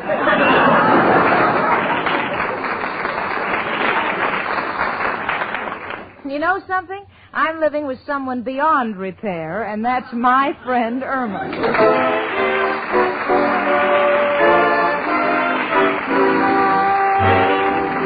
My Friend Irma, presented by Swan, another fine product of Lever Brothers Company, was produced and directed by Cy Howard. Tonight's script was written by Cy Howard and Park Levy. Folks, next Monday evening, listen again to Our Friend Swan with my friend Irma. Starring Marie Wilson as Irma and Kathy Lewis as Jane. The part of Professor Kropotkin was played by Hans Conried. Ladies, listen. The shortage of fats and oils is still very serious, and it's worldwide. So please keep on saving every drop of used kitchen fat. Your butcher will pay you for every pound. Frank Bingman speaking. Spry. Keep your lights high. Spry. There's a reason why. Spry. Keep improving high. Rely on Spry. Yes, there's a reason why Spry makes grand cakes. Spry has an amazing cake improver secret. Try the Spry one-bowl way and be sure of lighter, finer, richer cakes every time. No other type of shortening has Spry's Cake Improver. For new cake-making success, try Spry, the pure all-vegetable shortening. Rely on Spry, S-P-R-Y. Rely on Spry, S-P-R-Y. Tune in next week 1 hour earlier and listen to the Lux Radio Theater, immediately followed by My Friend Irma. This is CBS, where 99 million people gather every week. The Columbia Broadcasting System.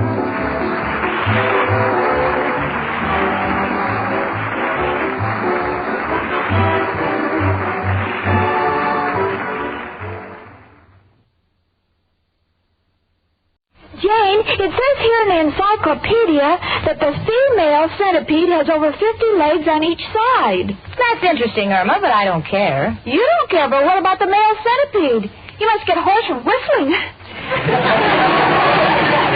Well, that's what you can expect when you listen to My Friend Irma. Friendship, just a perfect friendship. When other friendships have been for up, theirs will still be hot. Lever Brothers Company, makers of Swan, the soap with the exclusive Super Creamed Blend, presents Our Friend Swan with My Friend Irma. starring Mary Wilson as Irma and Kathy Lewis as Jane.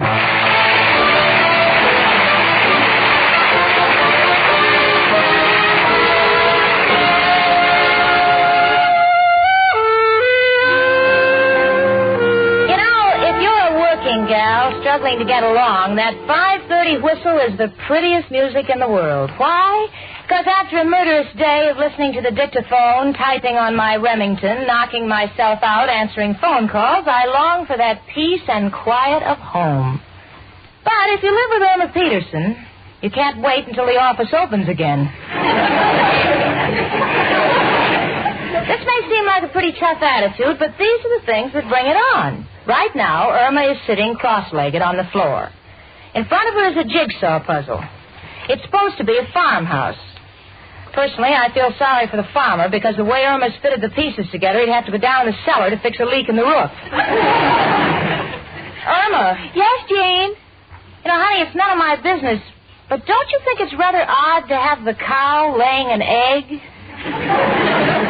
The farmer's wife grazing in the field? And the farmer pulling the plow with the horse driving? Well, it's not my fault, Jane. I wish when they made these jigsaw puzzles they wouldn't use such crooked scissors. Where does this last square piece go? Goes in your mouth, honey. It's a cookie. It fell off the table. Well, Jane, this is a fine time to tell me. I think I've eaten the chimney. Oh, I'm missing a piece. Look, sweetie, before I go to pieces too, would you tell me if there was any mail for me? Oh, yes, Jane, there's a letter for you on the table. Here. Oh, thanks, honey. Why do you have your eyes closed? The envelope is marked personal. Thank you, Emily Post. Irma! What, Jane? Irma, it's happened. What's happened? They've accepted me for membership in the New York Professional Women's Club. Gee, Jane, you're taking an awful chance. Look what happened to that friend of ours when he joined a club. He was sent away for 10 years. You're a little clouded up, honey. He wasn't sent away for joining a club. He was sent away for using one.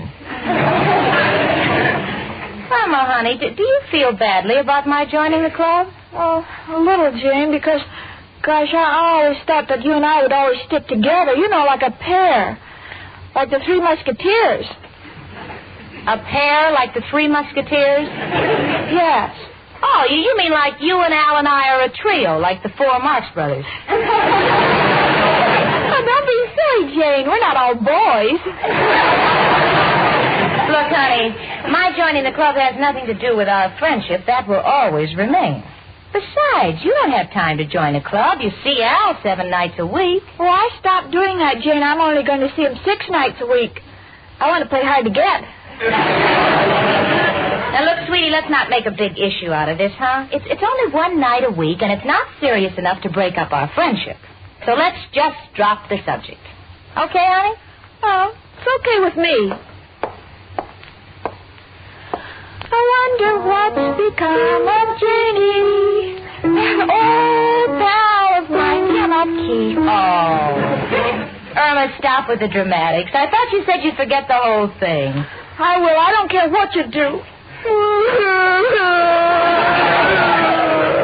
Well, if you don't care, what are you crying about? If you really like me, you'd get me into the club, too. All right, you asked for it, so I'll tell you. I was trying to let you down easy, but here goes. I cannot get you into the club because I don't want to go through what I did when I got you to knit sweaters for the Red Cross. Well, I thought my sweaters were very attractive. They were, but you very seldom see a sailor with 6 arms. Well, my girlfriend Amber Lipscott says it seems that way every time she goes out with one. Come in. It's only me, Professor Kropotkin. Hello, Janie and Irma, my 2 little telephones. One busy, the other disconnected. Excuse me, a little joke I read on the wall of a telephone booth. Professor, why are you looking so miserable? Girls, I don't know how to tell you this, but my heart's broken. Mrs. O'Reilly has fallen in love with somebody else. Oh, you don't mean it. It's a fact. Oh. Well, I don't know what to say, Professor, but, gee, you mustn't take it so hard. I can't help myself. The man is a close friend of mine. He's always been sickly, and a thing like this will kill him. But the whole thing has taught me a lesson. What's that, Professor? You should never mix love with business. The whole time I was courting her, she didn't do one thing to fix my room. But I was in love. I didn't notice. To me, the rain from the roof was nectar from the clouds. To me, the water leaking from the bathtub was wine from the gods. But this is all over and done with. Now I lay down the law to Mrs. O'Reilly. Cupid goes out, the plumber comes in. Well, it just shows you sometimes your best friends turn on you. Come on, girls. Tell the old professor what's going on between my 2 little sweethearts. Professor Irma's a little upset because I've been offered membership in the Professional Women's Club, and she wants to join, too. Irma, darling, don't be a child. Why do you want to join a club? Most of them are silly. Take me. I belong to a club of all the waiters at the Gypsy Tea Room where I work. It's no fun. Only every year we have a big name contest. A name contest? Yeah, we think up new names to call the boss. Oh, Professor, you're just as bad as Jane. 2 of you are just trying to keep me from joining a club. You don't think I'm smart enough to be an elk. Or a moose. Or an odd fellow. Well, I'm just as odd as the next fellow. Well, I mean that... Oh, Irma, be reasonable. In the first place, honey, I'm not a member yet myself, you know. I have to be interviewed by Mrs. Huntington, the head of the acceptance committee. Yes, I'm not too worried, though, because with all modesty, I think I'll pass. Well, what about me? If they ask me, I'd pass, too. I have as much modesty as you. Irma, let's face it, you're not the club type. Now, what happened last year when you applied for membership at the YWCA? They turned me down. And after your interview, what excuse did they give? A legitimate one. They weren't taking women last year. Remember when you tried to get into the 3rd Avenue Stenographers Club? Yes. And after the interview, what happened? Well, Jane, that was the year they weren't taking stenographers. Ooh, I'm just a misfit. Oh, my darling, don't cry. I had the same experience last month when I tried to join the Lions. What happened? They told me this was the year they are just taking Lions.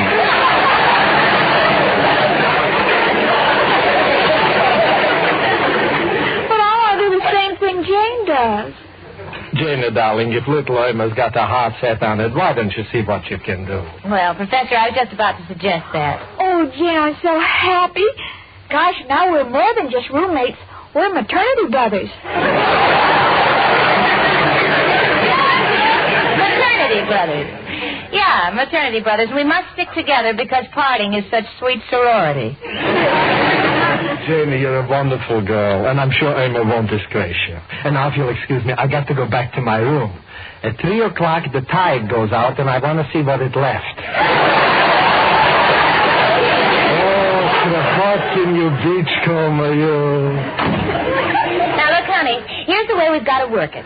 I'm going to go down now and be interviewed by Mrs. Huntington, you see, and if I'm accepted, I'll recommend you, and then it'll be your turn to be interviewed. Oh, good, Jane. Oh, and to make a good impression when I go down, I'll take that picture of Al's grandfather leading his club in a parade.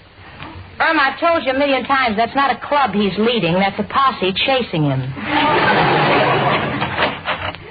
Hello, Jane. Hiya, chicken. Hi, Al. Hello, Al, honey. You mind if I sit down? I'm all in. Why? Someone mentioned the word work to you? Jane, I don't think it's wise for you to taunt a man that's on the verge of closing one of the biggest deals of our time. Maybe of all time. Oh, Al, not another deal. Well, sure. But, Al, I haven't gotten over your last one. Now, there was really a great idea. Adding hair to coconut shells so you can sell them for toupees. Well, that deal didn't quite work out. A lot of the boys wanted permanent waves. But I got one now that can't miss. It's a domestic-type deal, and natural for married men who stay out late. What is it, Al, honey? It's a lapel flower with a bulb attached filled with chloroform. So when you come home late at night and your wife asks where you've been, you squirt it and say you just come from the hospital visiting a sick friend.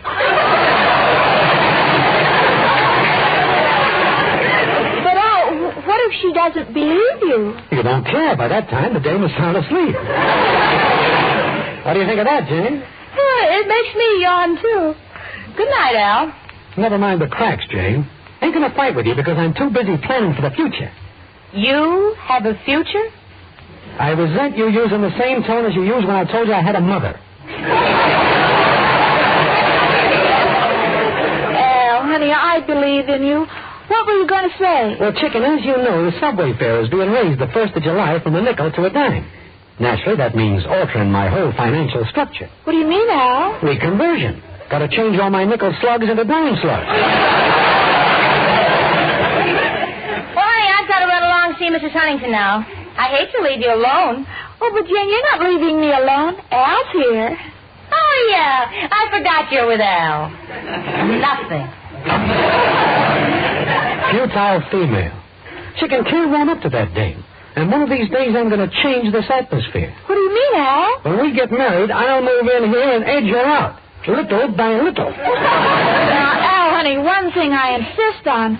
I love Jane, and I won't permit you to talk about her that way. I admit she's got a sharp tongue, but she's got a good head on the end of it. Well, maybe you're right. Jane's a pretty good kid.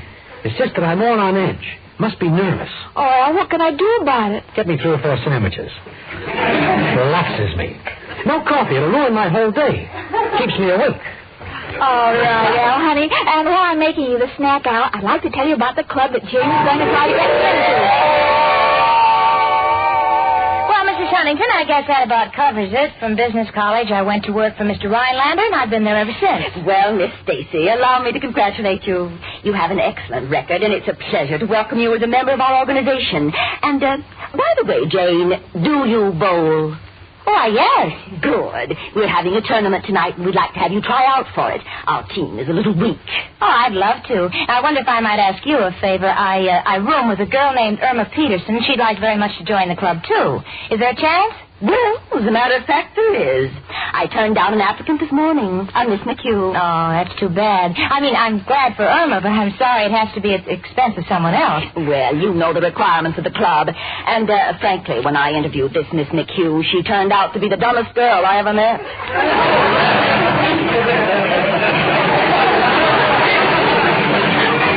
You mean there are 2? Pardon? I'll have Irma here in an hour. Oh, that won't be necessary, Jane. Now, I'm going to be in your neighborhood this afternoon, and I'll drop in on Miss Peterson then. Fine. Then I'll see you there. Oh, I'd rather you didn't. You see, I like to conduct the interviews in private. It saves embarrassment. I often hear things that make my hair stand on end. Well, I know you're going to look very stunning in your new upsweep.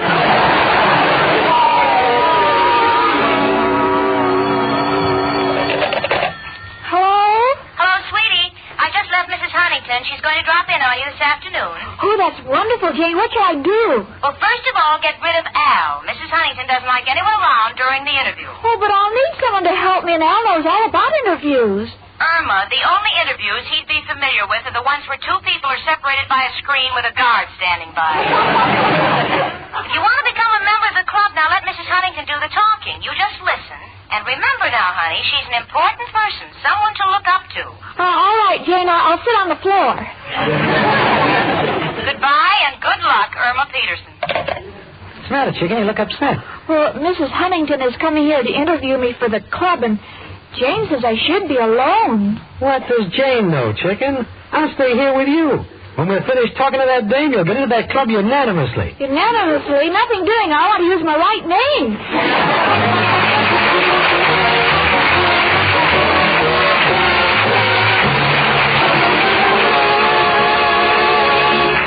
Say, lady, just feel a cake of Swan. It actually differs from other soaps. It feels smoother. As Susie Swan says, it's a smoothie. It's a smoothie, it's a cake of Swan. You can feel that super cream blend. You can feel the difference in it. You can tell it in a minute. It's a smoothie. That's Swan. Yes, thanks to Swan's exclusive super creamed blend, Swan is the ideal soap for your complexion care. Why, even the way a cake of Swan feels tells you that it differs from other soaps. Swan has an extra smoothness you can actually feel in the cake itself. You can feel a difference in the lather, too, when you smooth it on your face. Swan's lather feels richer, creamier. And here's a special beauty note. After you wash your face with Swan, your skin feels different. Because thanks to Swan's exclusive super cream blend, that Swan lather rinses away so completely, your skin fairly glows with freshness and light. It looks softer, smoother, younger. Yes, ladies, for your complexion, the Swan look is a young look.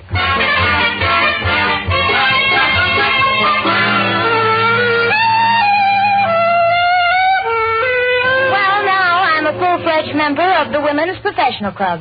I've reported to the captain of the bowling team, and for the past hour I've been practicing. With my first ball, I knocked over 6 pins. Guess I'm a little rusty. You see, the pins were in another alley. Gee, I'd like to go home and relax, but I can't because Irma's being interviewed by Mrs. Huntington. I hope she gets into the club. I think she might make it because Irma's a sweet kid as long as she's not under the influence of Al. Now, look, Chicken, you're a lucky girl that you got me to influence you. Oh, I realize that, Al. Now, this Mrs. Huntington will be here any minute, and I want you to be calm. Oh, but I'm so nervous, Al. Well, why, Chicken? Haven't you ever belonged to a club before? Well, when I was a little girl in Minnesota, I was a campfire girl. Yeah. Did you do anything to make them remember you? Yes, I burned down the fire. Well, you see, I have to cover up for you, Chicken. And so that Mrs. Huntington will think that you're hep to clubs, I will teach you a secret handshake. Now, this handshake starts out just like any other, but as you pull your hand away, you gently squeeze the fingers of the other person's hand. Now, let's try it. All right. I shake your hand like this, then I squeeze. Oh, I got your ring in my hand. Thought you the wrong handshake. Mrs. Huntington will be here any minute, and I just don't know how to behave. Oh, gosh, I can't go through with this. Chicken, you're getting excited over nothing. Just treat her like she was an old friend of yours. Now, what would you say if you just bumped into an old friend? Excuse me. No, Chicken. Just say, hello, Mrs. Huntington. I'm glad you dropped in. Sorry the place is such a mess, but with so many clubs giving you the rush act, you haven't had time to clean up. You got it? I think so. Just a minute. Let's see. Glad you dropped in. Place such a mess, clubs, rush act. Haven't time to clean up. Got it.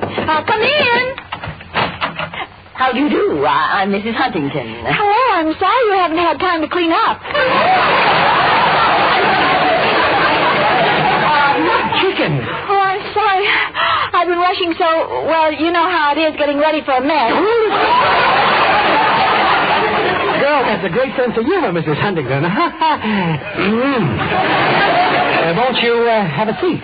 Thank you. Are you Miss Peterson? Yes, thank you. And this is Al. He's my fiancé, thank you. Delighted. Thank you. Mrs. Huntington, I realize you wanted to be alone with Chicken for the interview, but you see... Just a moment. You call her Chicken? Yeah, well, you see, we feel darling is vulgar. Should only be used in a mixed crowd. Yes, you know, Republicans and Democrats. Oh, really, I'm a little confused. Oh, we'll get along famously. Well, first first of all, we'd like to know a little something about your background. Where were you born? In Minnesota. What part? Well, it's hard to say. What do you mean? Well, I was really born in Minnesota, but we had a big farm, and part of it was in Wisconsin. Interesting. Yes, I guess that's why a lot of people say I'm a borderline case. I see. Now, what is your present occupation? I work for Mr. Clyde. What does he do? Oh, he's a lawyer. I see. And how long have you been with Mr. Clyde? Now, let me see. When I first went to work for him, he had curly black hair. Then it got gray. Now it's snow white. I guess I've been with him about 6 months.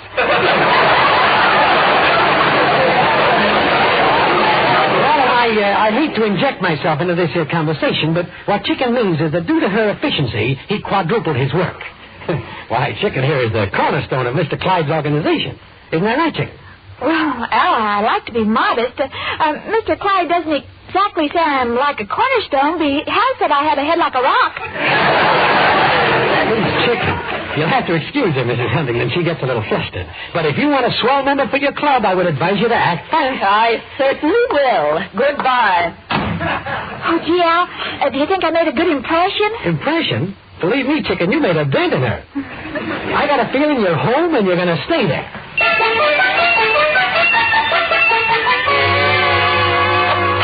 Hello, Irma. Oh, Jane, I'm dying to tell you the good news. And Mrs. Huntington was here, and Al says I'm home. And for keeps. I just left Mrs. Huntington. She went straight to the bar and ordered 6 martinis. Well, what did she say about me? When I mentioned your name, she ordered 6 more. And this from a woman who has never touched a drop in her life. Oh, gee, Jane, she must really be happy to get me if she celebrates like that. Irma Peterson, don't you realize what you've done to me? And after the way I recommended you? Jane, I wish you wouldn't talk to me that way. After all, we belong to the same club. Irma, can't you understand? Not only weren't you accepted, you were condemned. You mean I have no chance of getting in? Honey, I've got news for you. You couldn't get into that club if the building was on fire and you passed by with a bucket of water. Oh, Jane, I'm sorry. I ruined everything. Well, honey, you have only yourself to blame. Gee, I've got to go out and meet the girls because we're going bowling tonight. Oh, Jane, don't leave me alone. Why not? Well, if I'm here all alone, I'll have to talk to... Oh, I'll have no one to talk to but myself, and if I get into an argument, I don't know which side to take. Honey, don't be ridiculous. Besides, I already promised the girls at the club that I'd bowl with them tonight. But, Jane, I'm afraid to be left alone. Oh, well, why don't you get Al to take you to a movie? Oh, movies, balconies. I'm not in the mood for love. Come in. Hiya, Chicken. Hello, Jane. Oh, Al, for once I'm glad to see you. Irma, you've got Al to keep you company now. Now, what's the matter? Didn't Chicken get into the club? No, she didn't. Can't understand it. Thought I really poured it on to Mrs. Huntington. You not only poured it on, you hit her with the bucket. Now, Al, you stay right here and keep Irma company till I get back from the bowling tournament at the West Side Bowling Alley. So long, kid. Well, I feel disgraced. I'm socially tabooed. Chicken, taboo is a perfume, and right now your chances don't smell that good. But we're not going to take this here lying down. No woman's club's going to kick my girl around. This is a man's job. And there's only one man who can help us. Who else but... Hello, Joe. Got a problem. How do you get into a place where you're not wanted? What? You haven't got that problem? You're wanted in all 48 states? Now, Joe, you don't understand. Irma's trying to get into a club. Now, if she was a good bowler, I think she could swing it. How does a dame learn to bowl fast? Mm-hmm. Thanks, Joe. You're a pal. It's things like this that endear you to your fellow man. There must be a reward for you. Oh, there is, and your friends are trying to collect it. Goodbye, noble friend. Come on, Chicken. Joe has given me the angle. We'll go down to that bowling alley and make them dames sorry they ever turned you down. Oh, I'm so excited. I've never bowled before. I just can't wait until I jump over the net and congratulate the pin boy.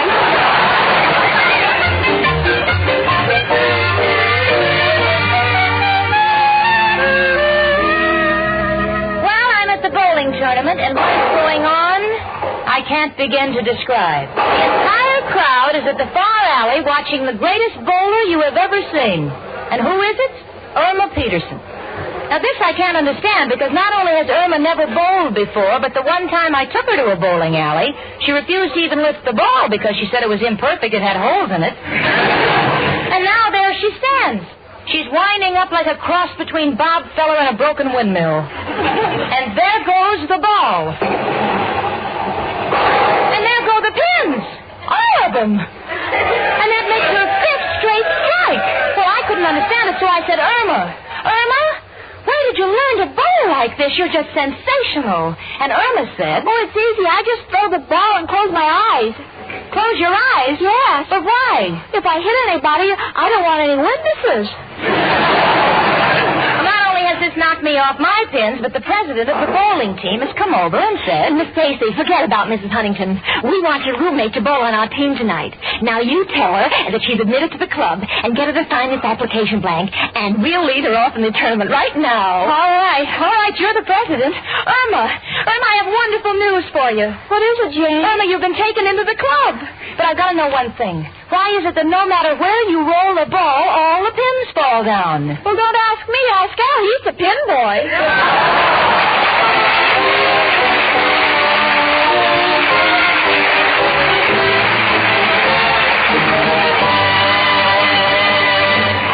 Say, ladies, here's some news that will save you money. Yes, it's the Lever Buy 2 sale. Listen, you can save 50% on a modern, heavy-gauge aluminum saucepan. A 2-quart saucepan with a cover that's so useful in your kitchen. It's made of fine 18-gauge aluminum. And what's more, this beautiful saucepan has a no-twist handle. And both the handle and the cover knob are made of no-burn Bakelite. And here's the good news. This gleaming saucepan of Regal aluminum ware is worth $2, but you can get it for $1 if you take advantage of the Lever Buy 2 sale. Here's all you do to get it. Send box tops or wrappers from any 2 of these Lever products: Lux Flakes, Rinso, Lux Toilet Soap, Lifebuoy, Silver Dust, Spry, or Swan Soap. You can get handy order blanks at your store. Orders will be sent postpaid within 3 weeks. The offer expires August 1st, 1948. It's subject to state and local regulations. Send your money with box tops or wrappers from 2 Lever products and your own name and address to Lever Homemakers Club, Box 1, New York City. Well, we were in it. We had to stay in it. That is, Irma and I remained members of the club for almost 15 minutes. You see, Al kind of got his timing mixed up. Irma led off for our side and made a perfect strike, except for one small technicality. Al knocked all the pins down before the ball left Irma's hand. Well, anyway, now we're ex-club members. I feel terrible, but Irma is convinced she's an athlete. In fact, right now she's taken all our pills and all our medicine and poured them into a pillowcase. For goodness sakes, Irma, what are you doing? Well, I'm going into training, and I'm making a medicine ball. You know, speaking of medicine, there's nothing that will ever cure my friend Irma.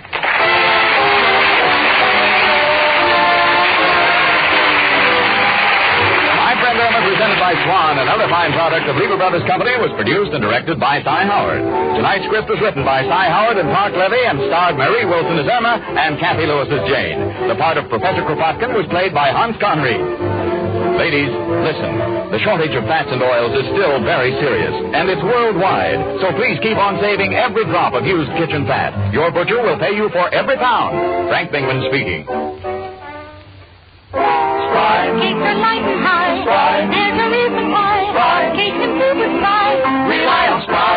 Yes, there's a reason why Spry makes grand cakes. Spry has an amazing cake improver secret. Try the Spry one bowl way and be sure of lighter, finer, richer cakes every time. No other type of shortening has Spry's cake improver. For new cake-making success, try Spry, the pure, all-vegetable shortening. Rely on Spry. S-P-R-Y. Rely on Spry. Tune in next week, 1 hour earlier, and listen to the Lux Radio Theater, immediately followed by My Friend Irma. This is CBS, where 99 million people gather every week. The Columbia Broadcasting System.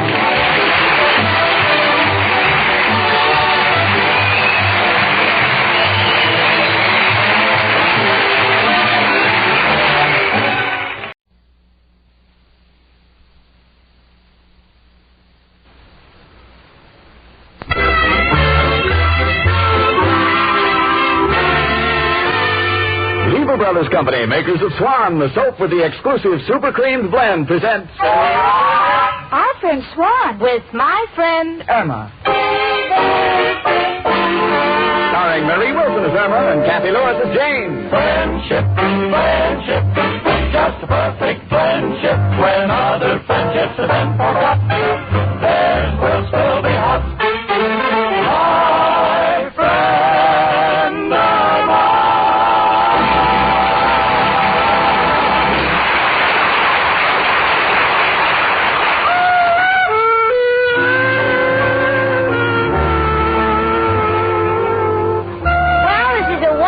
Spring day, Irma and I are at the window looking down below. On the sidewalk is an organ grinder with a monkey on a leash.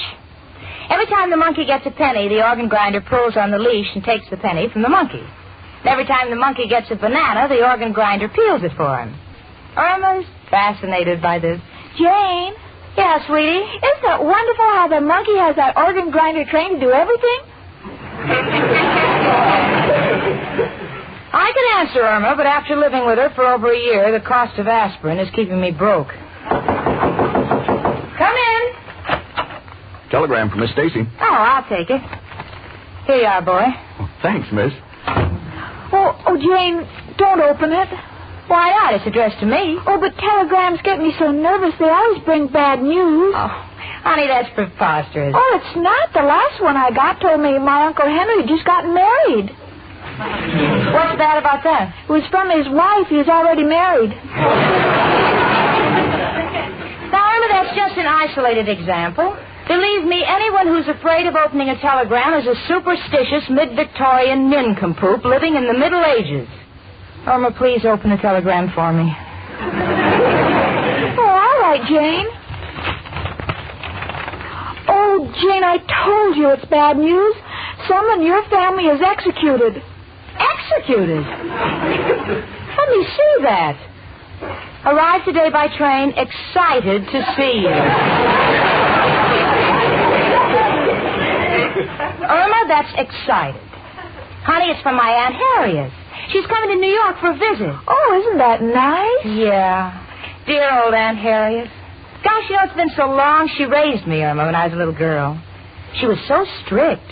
I remember when she took me to the movies, if there was any kissing on the screen, Aunt Harriet would cover my eyes with her hand. The last picture we saw was with Clara Bow. Clara Bow? Or wasn't she the girl who was supposed to have it? She may have had it, but I never got to see it.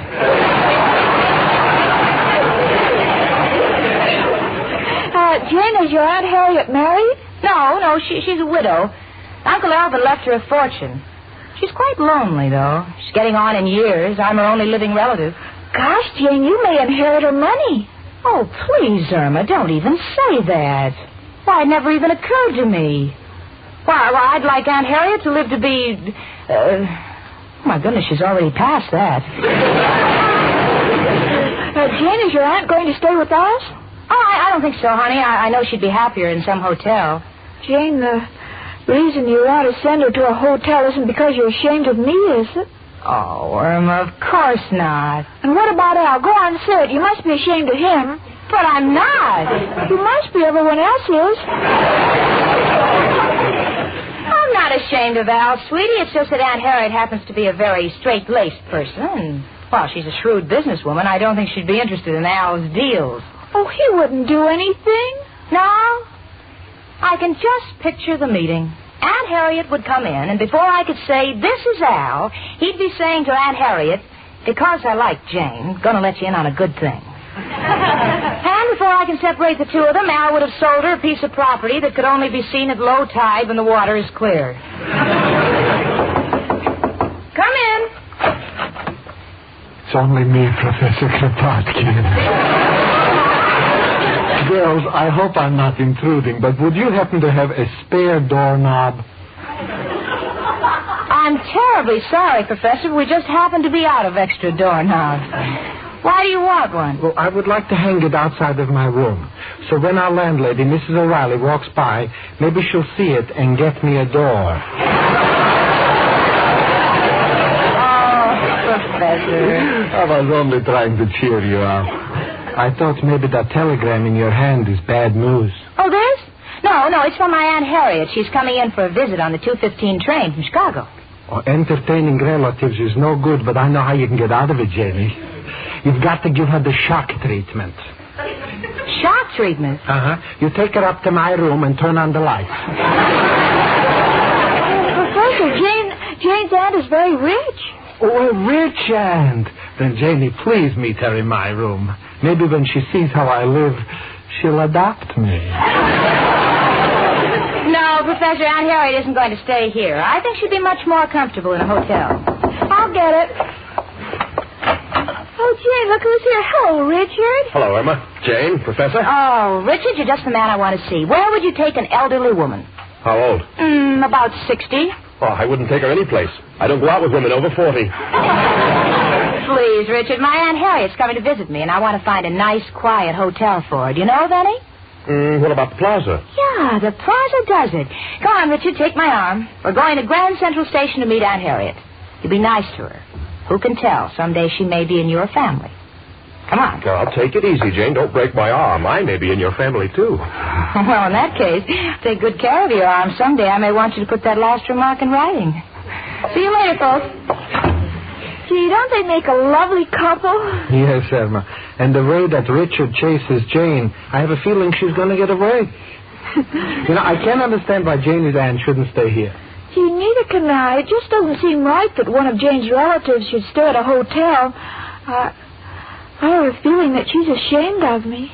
Irma, darling, never think of that. I admit there are moments when Janie is annoyed by your little mistakes. Like the time you set fire to the bottom of her dress because she said she wanted a skirt with a flare. But I'm sure she loves you. Oh, I don't know. It's me, Chicken. Oh, come on in, Al, honey. Hi, Chicken. Hello, Professor. Hello, Al. Well, it's 3 o'clock. Feeding time. I think I'll go back to my room. What do you mean, feeding time? Well, Al, a little bird built a nest outside of my window. And sometimes he comes back with extra bread. Gee, Chicken, wish Jane was here. I got a deal she can't laugh at this time. Well, I'll listen to it, Al. What is it? It's absolutely ingenious. I'm going to patent a long shoe with a compartment in the toe filled with samples. So when a housewife slams the door on a salesman's foot, he can still show her the merchandise. What do you think of it, Chicken? I like it, Al.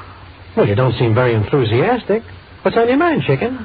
Well, I'm always proud of you and your deals, but I don't think Jane is. What do you mean, Chicken? Well, Jane has a rich aunt visiting her, and... Oh, I'll do that again. Do what again? Well, I said, Rich, your ears stood up. Well, that's just a reflex, like when someone says, here come the cops, my feet start moving. You say this aunt of Jane's is rich? Yes, and Jane says she's getting on in years and is very fond of Jane. Oh, but Al, I wouldn't want you to get any dishonest ideas. Chicken, that's hitting below the belt. You know my scruples. I'm only indicating a slight interest because I feel sorry for these rich dames. What do you mean, Al? Well, they all follow a pattern. They leave half of their dough to a relative like Jane, and the other half is wasted on some foolish thing like a home for one-eyed goats or wayward pigeons. When with a little handling of this situation, it could go to you and me and our children. Oh, when you say the word children, I hear the patter of little feet in my head. So, Chicken, allow me to present my plan. Well, we're not even related to Jane's aunt. Oh, Chicken, forget that nonsense about blood being thicker than water. That's propaganda. Guess you're right, Al. We can be as thick as anybody. Please, Chicken, my only object is to get in solid with the dear lady. Now, where is she stopping? At the plaza. Good. Now, we send her a little gift right off. I know, flowers. We could send her a brace of petunias, a spray of violets on a background of gardenias, or maybe a mess of orchids. Can't make up my mind. Why not, Al? Got no money. Al, I'll be glad to lend you the money. Oh, no, Chicken, I would never take money from you. After we're married and you're still working steady, that's different. Then it becomes respectable. Oh, Al, I'm so lucky to be going with a man of character like you. Well, you either got it or you ain't. I just happen to be flirting with her stuff. Hello, Irma and Al. Oh, hello, Miss O'Reilly. My, you look nice. You're wearing your hair differently. Oh, thank you, Irma. It's the new upsweep. Of course the professor don't like it. He said before I swept it up, I should have raked it. You look younger than ever. Something we can do for you, Mrs. O'Reilly? Well, if you'd be so kind. My niece and nephew are taking me to a pig roast. Oh, and it's going to be so good to be back among all my friends. Now, my niece's little baby's asleep up in my room, and little Muriel Martin's going to sit with him. Now, when she comes home from school, would you give her this key to my room and these $2 I promised her? We'll take care of everything, Mrs. O'Reilly. Thanks. Irma, dear, I dressed in a hurry. Did I paste my eyelashes on straight? No, one is higher than the other. Oh, glory be, I must get my heels fixed. Don't forget the baby. Goodbye. Al, you're putting the $2 in your pocket. Chicken, you are now looking at the latest thing in babysitters. Who, Al? You and me. Well, what about little Muriel? She'll be here any minute to sit with a baby. Chicken, this is a competitive world. First come, first served. You and I watch the kid, and with the $2, we send flowers to Aunt Harriet. But, Al, I don't know anything about babies. I know they have to be bathed and oiled and powdered, but I wouldn't know where to oil him. You'll learn. But, Al, do you think it's right for us to be babysitters? Chicken, don't you see what a wonderful opportunity this is? This will be a test case of our marriage. Want to see how it'll feel to have a baby. Oh, Al, this is just like playing house. Now, you bring the baby up, and I'll get something for him to eat. Uh-huh. What do you got? Well, let me look in the cupboard. Now, let's see. Graham crackers, ketchup, Strong Heart. Strong Heart? That's dog food. Yes, I bought 6 cans of it. But, Chicken, you don't have a dog. I know, but it was such a bargain. Skip the food. Open a bottle of milk while I go and send some flowers to dear Aunt Harriet. And I'll be right back with the baby. Oh, and, Al. What, Chicken? If anyone sees you walking upstairs with a baby, it might be embarrassing. So if they ask you if you're the father, just tell them you don't know.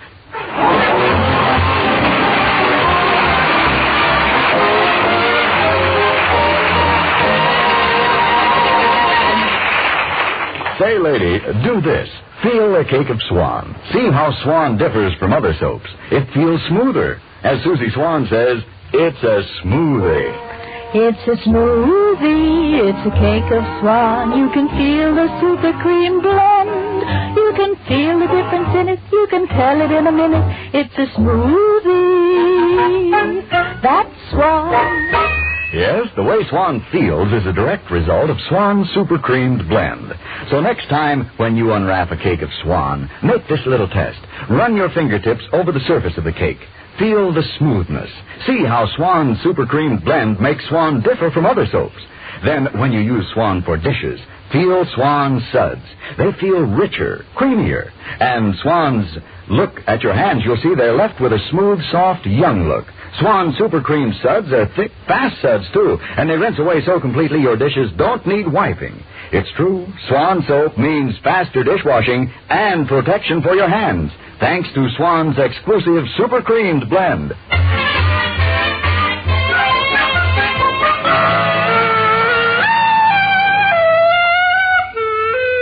Well, Richard and I are at Grand Central Station waiting for Aunt Harriet. We've been watching the poor information girl answering questions. And I just had one of the most terrifying thoughts in the world. Imagine Irma Peterson as the information girl in Grand Central Station.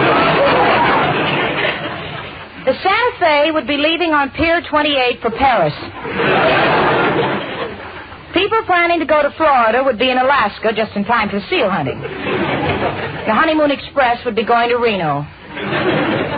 You know, just in thinking about it, I'm so happy that we're going to whisk Aunt Harriet to the Plaza Hotel before she gets a chance to meet Irma and her intellectual companion, Al, the unemployed nature bum.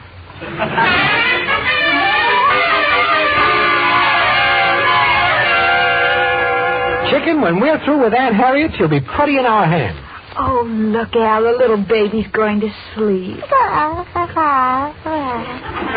a cute little shaver, huh? Bless his little heart. Look how he snuggles next to you, Al. You know, you'd make the greatest father in the world. Who else would ever think of giving a baby a kitchen knife to play with? It was nothing, Chicken. Happen to know when a kid cuts his teeth, he has to have something to cut with. And what about you, Chicken? What a mother you'd make. Who would have thought of putting chocolate on his feet? Well, Al, that's a woman's instinct. At least now when the baby puts his foot in his mouth, he'll put on weight. Oh, let's face it, Al, we're just a natural for children. Yeah, we're a natural. And someday, Chicken... Oh, Al. But, Chicken, we got to remember one thing. We don't want Jane to find out about we're babysitters, or she might learn we used the money to send flowers to her Aunt Harriet. All right, Al, and while the baby's sleeping, I think I'll make his formula. Yeah, keep everything sterilized. Wear rubber gloves. Rubber gloves. Al, you're just like every man. He's a child. I can wear kid gloves. How stupid of me. But fortunately, you know what you're doing. Hey, careful, little mother. You'll knock that basin over. Now you're woke him. Oh, I better pick him up. Shh, baby. Oh, Al, isn't it cute? It feels so wonderful to hold him in my arms. He's so soft and helpless. I haven't had a thrill like this since the New Year's party when I had to carry you out for air. Chicken, gotta quiet that kid. He's making me nervous. Oh, he wants something to play with. I'll give him your watch. Oh, no, Chicken, not my watch. Oh, you won't hurt it. Here, baby. Oh, he dropped it. I'm sorry, Al. Is it ruined? Well, Chicken, it was a Ben Russ. Right now, Ben looks fine, but I'm afraid Russ will never walk again. Oh, hand me the kid, Irma. I'll sing him a little lullaby. Take him, Al. Yeah. Rock-a-bye, baby, on the treetop. When you grow up, please don't be a cop. How do you like that, Chicken? He fell asleep. Oh, that darn phone. You get it, Chicken. All right. And if it's Jane, no cracks about us minding the kid. Oh, I know, Al. Hello? Irma, honey, this is Jane. I'm calling from Grand Central Station. Oh, that's nice. Bon voyage, Jane. Irma, I'm not going anywhere. Don't you remember? I'm waiting for my Aunt Harriet. Oh, yes. Well, give her my regards. Well, she's not in yet. Irma, what's that sound I hear? What sound, Jane? Like someone was crying. Oh, that's Al. He's crying. Al is crying? Yes, his feet hurt him. This sounded like a child. Well, Al has small feet. What do you want, Jane? Well, honey, my aunt may have gotten off at 125th Street Station. If she calls the house, you send her to the Plaza Hotel, huh? We'll wait for her. All right, Jane, goodbye. Any news, Chicken? Well, Aunt Harriet didn't show up yet. Well, she better. Ain't gonna sit up all night with this kid just so we could send her flowers. Come in. It's only me again, Professor Kropotkin. I just wanted... Oh, look. A little baby. Yes, it belongs to Mrs. O'Reilly's niece. We're sitting on it. I mean, we're babysitters. Oh, it's such a sweet little thing. It's a shame something so wonderful has to grow up into a person. I wish we could keep this person quiet. You got to have a feeling for babies, Al. You know, my brother Peter has got a wonderful system with his little son. When the boy starts crying, Peter reads to him from a book on child psychology. But what if he doesn't stop crying? Then Peter hits him with the book. This is known as applied psychology. It's the cry where it'll do the most good. But with such a small baby, you got to sing to her. Well, we already tried that, but the baby refuses to go to sleep. No, Al, no, I'll handle it. Come here, little baby. Baby face. You got the cutest little baby face. I hope you'll never live to see my plays. You'll be a mental case. Oh, my darling little baby face. I scared him. So I'll tell you what, baby. Baby, you stay here and don't go away, and I'll run down to the corner and buy you some candy. Jelly beans, a bit of honey, maybe even a teething ring. Oh, they don't work. He's been chewing on one for 30 minutes. He hasn't got any more teeth. Irma, you gotta have patience. You know, there's an old saying, Rome wasn't built in a day. What's that got to do with babies? Nothing. This is a saying for Veterans Housing Project. I'll be back. This is the hardest $2 I ever earned.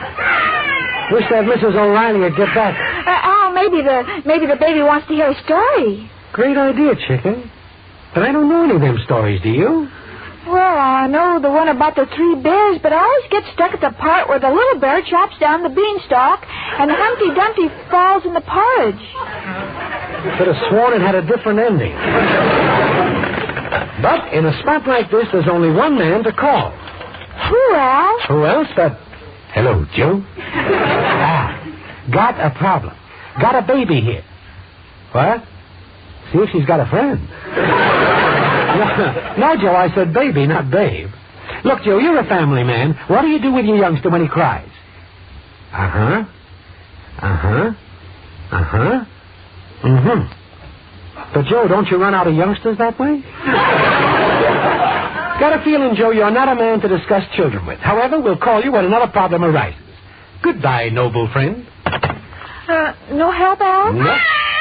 Oh, gee. Maybe the baby wants to play. Great idea. Get the cards, Irma. Oh, no, Al. Oh, look. The baby likes you. He's going to sleep. Oh, great. Couldn't have stood it another minute. Oh, that phone. Take the kid, Irma. I'll get it. All right. Hello?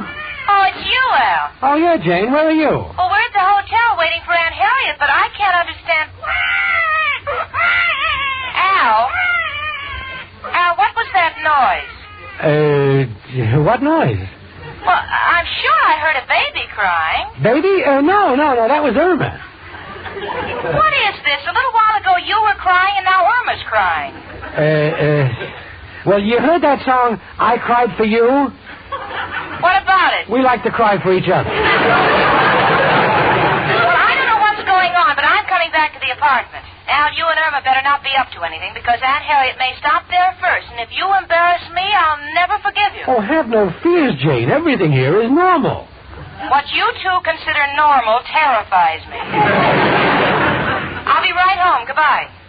Chicken, got no time to lose. Grab the kid. We're taking it back to Mrs. O'Reilly's room. Why, Al? Jane is on her way. And besides, hurry up.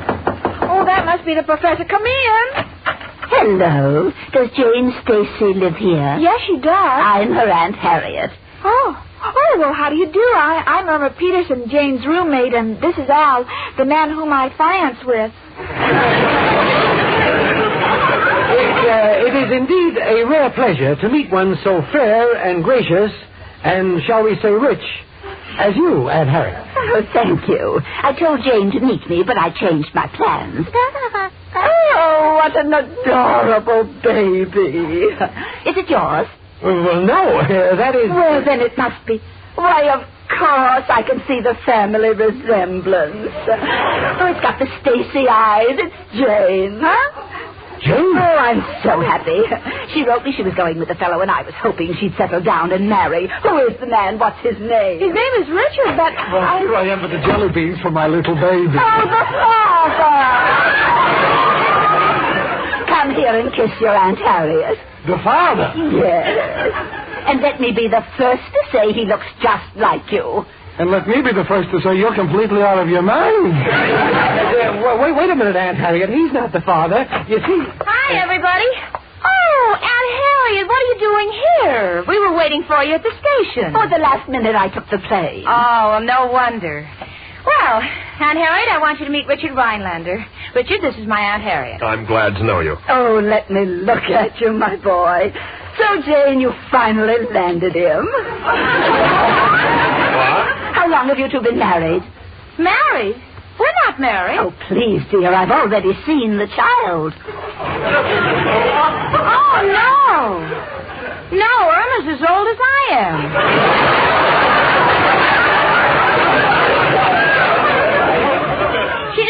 sounds that way. I mean this baby here. Baby? Where? Irma Peterson. Al, what is this? I want to know what's going on here. They say it's not theirs. You say it's not yours. Don't look at me. I just bought jelly beans. Now, wait a minute. I insist on knowing whose baby this is. Please come in. Oh, it's little Muriel Martin. Look here, Mr. Owl. I've been speaking to my mother, and she says you've got to give me the baby. It belongs to me, and I'm supposed to take care of it. Oh, certainly. Here you are, Muriel. Never want to deprive a mother of her child. Do you mean to say that... I do. Believe it or not, Aunt Harriet, that little girl is just another hillbilly bride.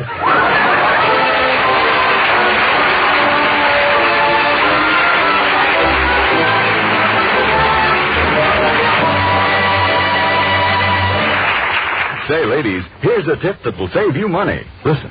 Take advantage of that exciting lever buy-two sale. That's right. You can save 50% on a beautiful modern aluminum saucepan. Just the kind of a 2-quart saucepan with cover that's so useful in your kitchen. It's made of fine 18-gauge aluminum. And what's more, it has a no-twist handle. And both the handle and the cover knob are made of no-burn Bakelite. And here's more good news. This gleaming saucepan of Regal aluminum ware is worth $2. But you can get it for only $1 if you take advantage of the Lever Buy 2 sale.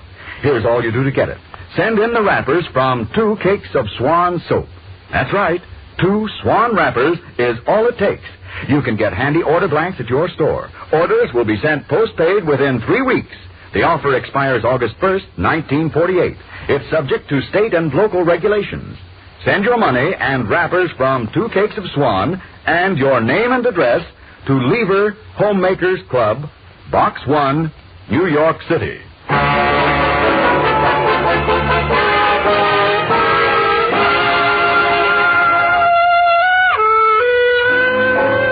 Well, we finally got the truth out of Irma and Al. We all had a good laugh, even Aunt Harriet. But Irma, having held a baby in her arms, cannot wait until she has some of her own. In fact, she's just finished knitting 5 little booties for the baby's feet. Why anyone would knit 5 and stop, I do not know. So I said, Irma, why did you knit just 5? And Irma said, well, maybe I'll have twins. Yeah, but honey, that would just be 4 feet. Why knit 5 booties? Well, one of the twins might be a triplet. You know, if you can figure that one out, I wish you'd come and live with my friend, Irma.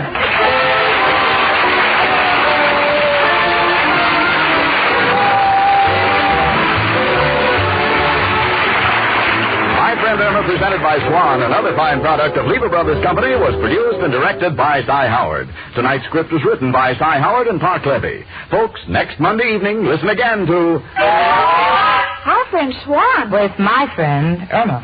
Starring Marie Wilson as Irma and Kathy Lewis as Jane. The part of Professor Kropotkin was played by Hans Conried. Folks, on Poppy Day, there's only one way to be well-dressed. Wear a red poppy made by a disabled war veteran. Yes, wear a poppy. Remember, you'll be helping a disabled veteran and his family when you buy one. So be well-dressed. Wear a poppy. Frank Bingman speaking.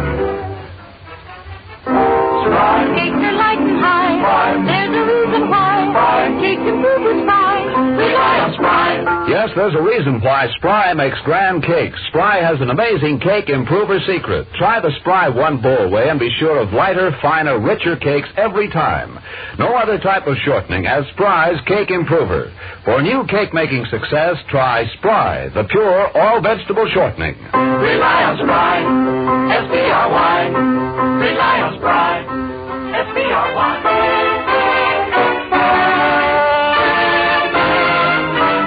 Tune in next week 1 hour earlier and listen to the Lux Radio Theater, immediately followed by My Friend Irma. This is CBS, where 99 million people gather every week. The Columbia Broadcasting System.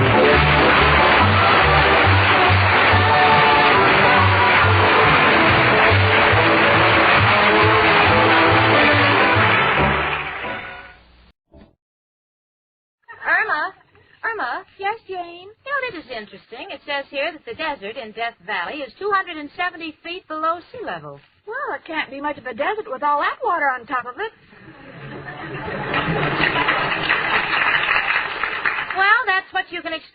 listen to my friend Irma. Friendship, friendship, just perfect friendship. When other friendships have been forgot, theirs will still be hot. Lever Brothers Company, makers of Swan, the soap with the exclusive Super Cream Blend, presents Our friend Swan. With my friend Irma. starring Marie Wilson as Irma and Kathy Lewis as Jane.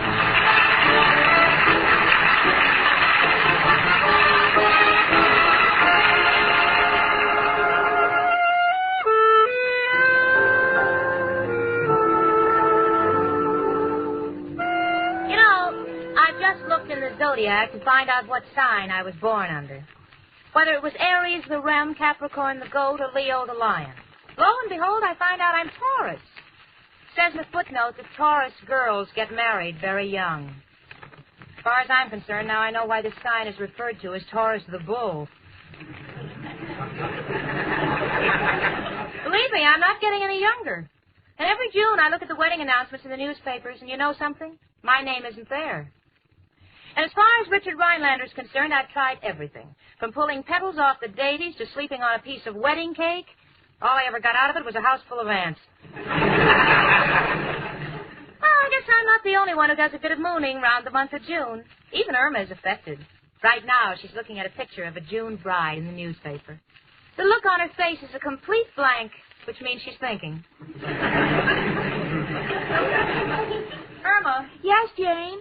What's fascinating you so? Well, look what it says about this bride in the paper. What?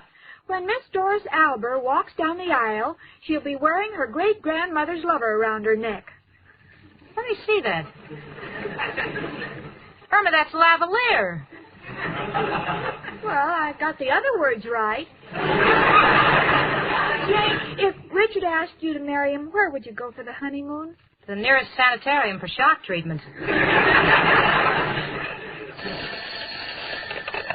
Hello. Hello, Jane. This is Al. Is Irma there? Oh, just a minute. Irma, it's for you. Well, who is it?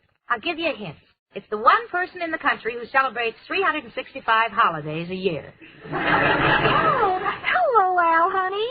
Hiya, chicken. Can get a couple of free tickets to a show. How would you like to take in Harvey? No, Al, if I take anybody, it'll be you. No, chicken, Harvey is a Broadway show.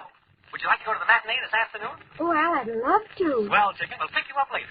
And look, chicken, since we're going to the theater and mingling with that classy crowd, let's go in style. What do you mean, Al? Leave them sandwiches. We'll take them along. All right, Al, goodbye. Oh, Jane, isn't it wonderful? Al's taking me to see Harvey. I wonder what kind of a show it is. Well, it's a comedy. I haven't seen it yet, but they say it's very good. It's about a rabbit called Harvey, only you can't see him. No wonder Al's getting the tickets for nothing. Oh, well, as long as I'm with Al, I don't care what I don't see. Gee, if Al would just propose, I'd buy the wedding ring myself.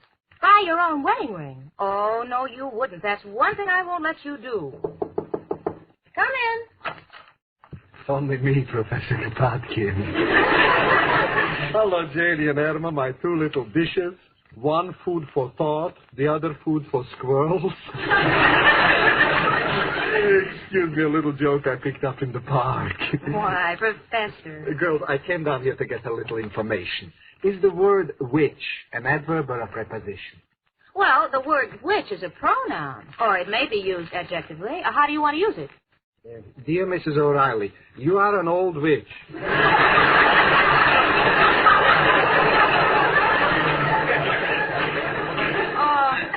Professor, why don't you stop teasing poor Mrs. O'Reilly? After all, she's the kind of a person who likes to live and let live. This I know. You should see the things she lets live in my room. Well, Professor, why don't you forget Mrs. O'Reilly as a landlady? Just think of her as a woman. I tried that, but I had to stop right away. I found myself hating my own mother. Tell me, Irma, what are you all dressed up for? Oh, Al's going to take me to the matinee. I'm going to see Harvey. Harvey? Yes, it's about a rabbit who drinks and imagines he sees men. Yes, and pink psychiatrist. Come in. Hello, girls. Oh, there you are, Professor. Oh, it's Mrs. O'Reilly. Please, don't get excited, Mrs. O'Reilly. Quiet, you. Girls, what would you think of a man who takes a girl to the playground in the park at night and lets her go up and down on a seesaw for 2 hours? Oh, I think that's very romantic. Well, that's what I thought until I got off and found a rock tight at the other end of the board.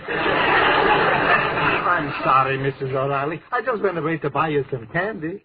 Do you think after how nice you was to me, I could play a dirty trick like that on you? Mrs. O'Reilly, what did you do for him?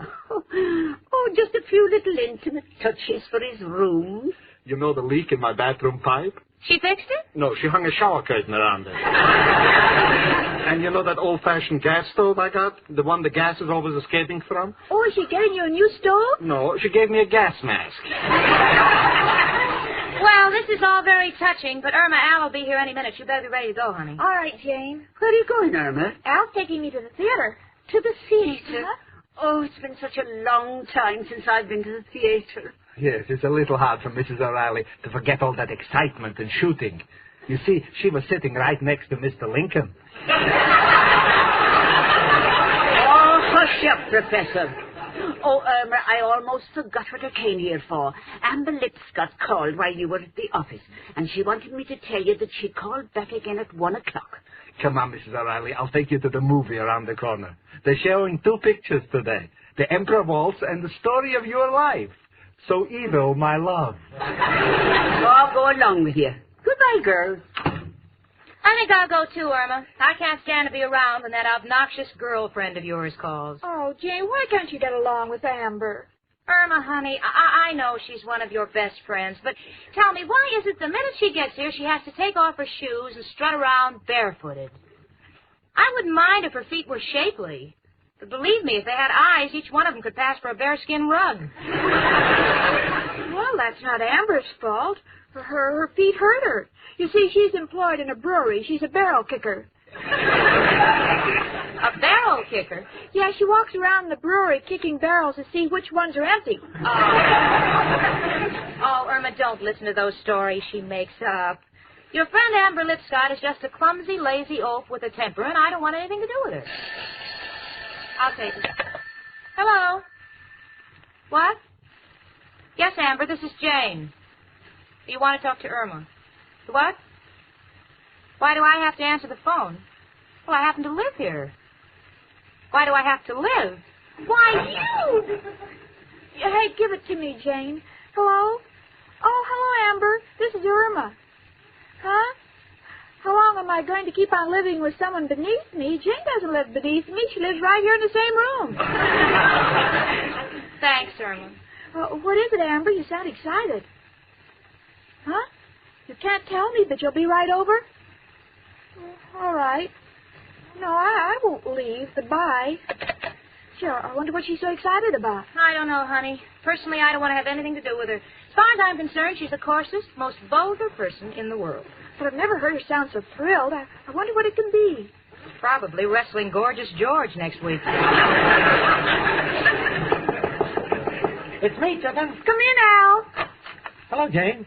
Hiya, Chicken. Hello, Al, honey. Sorry I'm late, Chicken. Was trying to interest a banker in my latest deal. Oh, another one of your deals? What is it this time? Putting windows in cigar boxes, selling them for television sets? Nothing so obvious. This is a special device to eliminate backseat driving. Well, how do you do that, Al? Simple. The car has 2 exhaust pipes. One of them goes into the back seat. I'll tell you more about it later. Chicken, take my arm. We're off to the matinee. Well, gosh, I can't go. You can't go? Why not, Chicken? Well, Amber Lipscott is coming over to discuss something important, and I promised I'd be here. But, Chicken, after all the trouble I went to get these tickets. Oh, I'm sorry, Al. It's such a shame to waste good seats. Jane? Yes, Al? Jane, in the past, you and I have had many differences, but this could, of course, be based on heredity. What do you mean? Well, in your family, to be ambitious is considered a virtue. In our family, it has come to be looked upon as a disease. Yes? Outside of this slight difference, Jane, I have never had anything against you, and have always hoped it was sort of mutual. What are you driving at, Al? Well, I was wondering if you would like to go to the theater with me. Outside of Chicken, there is no one I would rather take. Well, Al, I've never had anything personal against you. And since you put it this way, and if Irma won't object... Oh, I won't. You know what they say, share the wealth. He's broke. Well, what do you say, Jane? Al, Al, I'd be delighted. My arm, Miss Stacy. And let me tell you, I may not be able to take you along Park Avenue like your boyfriend Richard does, but believe me, on our way to get a hot dog at the waterfront, we will cross Park Avenue. This is a day that will live in history. Goodbye, honey. Yeah, so long, chicken. When we get back, we'll tell you the whole plot. Well, you don't have to, Al. I trust you.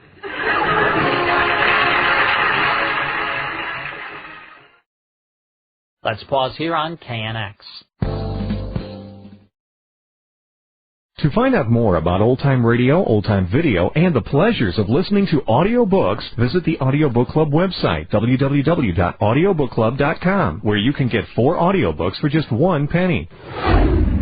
Mediabay.com. Now back to My Friend Irma on KNX.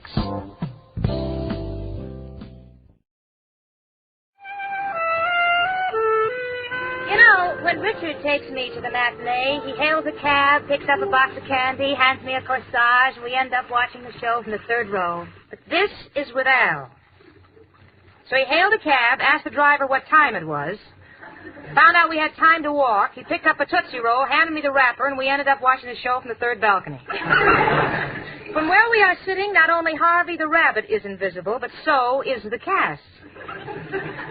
I must say Al is enjoying himself immensely, though. He hasn't stopped smiling since he went to sleep. Al. Al, wake up. Your Honor, this whole thing is a mistake. I was trying... Oh. How are you, Jane? Al, I don't like to interrupt your dreams, but I paid $1.20 tax on those free tickets of yours. I'd like to have you see the show. Sorry, Jane, just can't keep awake. Why not? No dames in the show. Must you have chorus girls? Look, Jane, as much as I love chicken, I am still a normal man. I prefer watching chorus girls to an animal act. I got the feeling that once you've seen one rabbit, you've seen them all. Mind if I leave? No, do, by all means.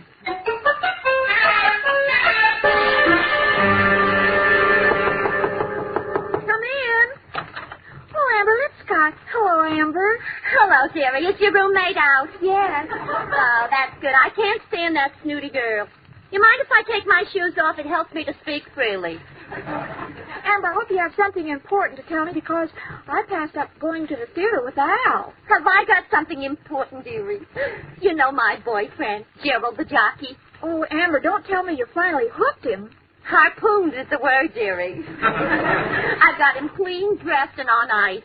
We're getting married this afternoon. Oh, not really? Yeah, after the 7th race. Oh, Amber, I don't know what to say. Gosh, I'm so happy. Oh, thanks, dearie. Everyone's been so nice. At the track, they gave a party for Gerald and me. They put us in the winner's circle, dropped a horseshoe of flowers around my neck, and waved me in. They were so sentimental. Oh, say, tell me, Irma, how are you coming along with Al? Oh, every time I ask Al what's holding up our wedding, he says mañana. That's Spanish for money. You don't have to tell me. I went to school. Open up, chicken. Oh, come on in, Al, honey. Oh, hi, Amber. Hello, Al. Hey, you lost a little weight, didn't you? Yeah. You know, driving a bulldozer isn't easy work. Oh, Al, wait until you hear the wonderful news. Amber is getting married this afternoon. Well, congratulations. That was nothing. He knew he'd have to do it sooner or later or I'd cripple him. Amber, what time does the wedding take place? 5 o'clock at my apartment, dearie. And that's why I drop by. You gotta do me a favor. Oh, certainly, Amber. What is it? Well, I'm going to be tied up at the dressmaker's until 4:30. So I wondered if you'd take this $50 with this slip to Kay's jewelry store and pick up my wedding ring. Oh, we'd be glad to. Do you want us to come to the wedding? Well, of course I do, honey. You're my dearest friend. And I don't care what kind of a wedding present you bring me, just so long as you're not ashamed of it. All right, Amber. Well, we'll get the ring for you. Shall I bring Jane along, too? No, thanks. There'll be enough crumbs around after we cut the wedding cake. Oh, Amber, I wish you'd try to understand Jane. Underneath it all, she's a wonderful person. That's where I'd like to see her, underneath it all. Better not get in my way. Well, so long, honey. $50. Al? Amber gave us that money for the ring. I'll put it back on the table. Oh, you misunderstand, Chicken. Was merely thinking of getting the most good out of this money for Amber. What do you mean, Al? Well, maybe I can get a better ring for less money.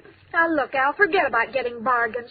Let's just go out and get a wedding present for Amber. Shall I take along the 50 and a slip for Amber's ring? No, we might lose it. Leave it on the table until we come back. Okay, Chicken. Gee, Al, I wish we were getting married like Amber and Gerald. It won't be long, Chicken. Oh, Al, if you knew how I dream of the day when I'll hold our son in my arms. Well, Chicken, how do you know it'll be a boy? Oh, you don't know about those things. You're so naive. I already wrote to the stork.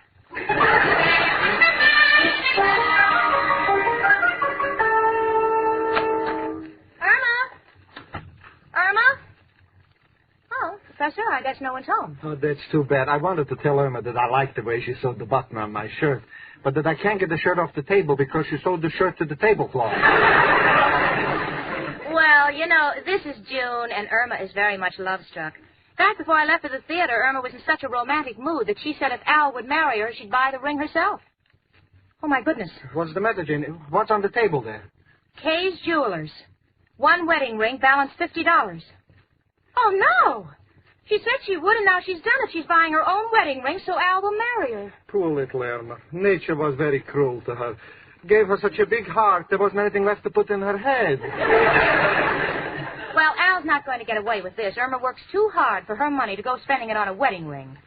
Heavens, if Al wants to marry her, let him buy the ring. Where are you going, Janie? To the bank to deposit this money right back in her account. But the bank is closed now. Well, I'll put it in the night depository, Professor. I'll see you later. This will teach Irma a lesson.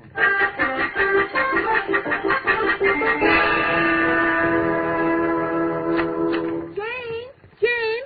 Oh, there's nobody here, Al. Well, Chicken, you better get dressed if you want to get to the wedding in time. Don't forget, we got to pick up Amber's ring. All right, Al. Al! What's the matter, Chicken? The money for the ring is gone. Don't look at me, Chicken. I come in with you. Hello, Jane. Guess what happened? I know what happened. That money you were going to spend on a wedding ring for yourself so this loafer could marry you is back in the bank where it belongs. Back in the bank? Yes. And the bank is closed. Closed? Why are you two acting as though someone had just gotten killed? I wish you hadn't said that, Jane. Sounds like a pretty good ringside description of what's going to happen to you.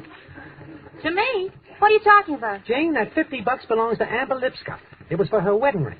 If her wedding is called off on account of your meddling, she may hit the ceiling, and it'll be with you. Oh, no. Oh, no, what am I going to do? Oh, I don't want to get involved with that terrible monster. Oh, if I could only get $50 so you could get the ring. Let me see, I think I've got $4. Oh, dear. Irma, how much have you got? 20, 28, 32, 41, $50. Oh. I'll go out of my mind. Al, what have you got? Now I know I'm going out of my mind. Come in. Hello, folks. Mrs. O'Reilly. Janie, what's wrong? You're white as a sheet. Mrs. O'Reilly, have you got $50? Oh, you should have asked me this morning before I went to the beauty parlor. You spent all that money in the beauty parlor? Yes, I tip big. I have to. If I don't, the girls won't work on me.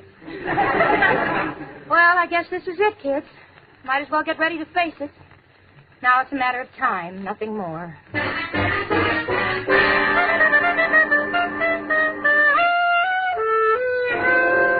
Well, I'm just sitting here, waiting for the inevitable. Al and Irma have been very solicitous. Irma keeps humming and singing to cheer me up. Her singing is a little worse than anything Amber could do to me. As for Al is really concerned. He keeps glancing through my papers to make sure all my insurance policies are paid up. It's after 5 o'clock, and by now Amber's either married without a ring or on her way over here with murder in her heart. Oh, if only I hadn't put the money in the bank. Well, goodbye, Jane. Come in, Amber. Hello, Amber. Now, look, Amber, let me explain. You don't have to explain, Irma. That's the kind of a person you are. But really, Amber, I don't know what to You say. don't have to talk, Irma. You just feel those things. Feel what things? About not showing up with the ring. You didn't want me to be married. Now, hold it, Amber. You stay out of this, nosy. What I'm saying, Irma, is what makes you so clever and psychic? Psychic? Yeah, how did you know Gerald was already married to somebody else? What? I mean, what? You stay out of this. Irma, I'm so glad you didn't show up and embarrass me. And I'm so glad you didn't buy the ring. If I only told you about the money Gerald gave me. What about the money? You, my worst enemy, should try to pay us that money. It's counterfeit. Say, Irma, what's your girlfriend doing lying on the floor? Oh, I don't know. Jane, I wish you wouldn't go to sleep when we have company.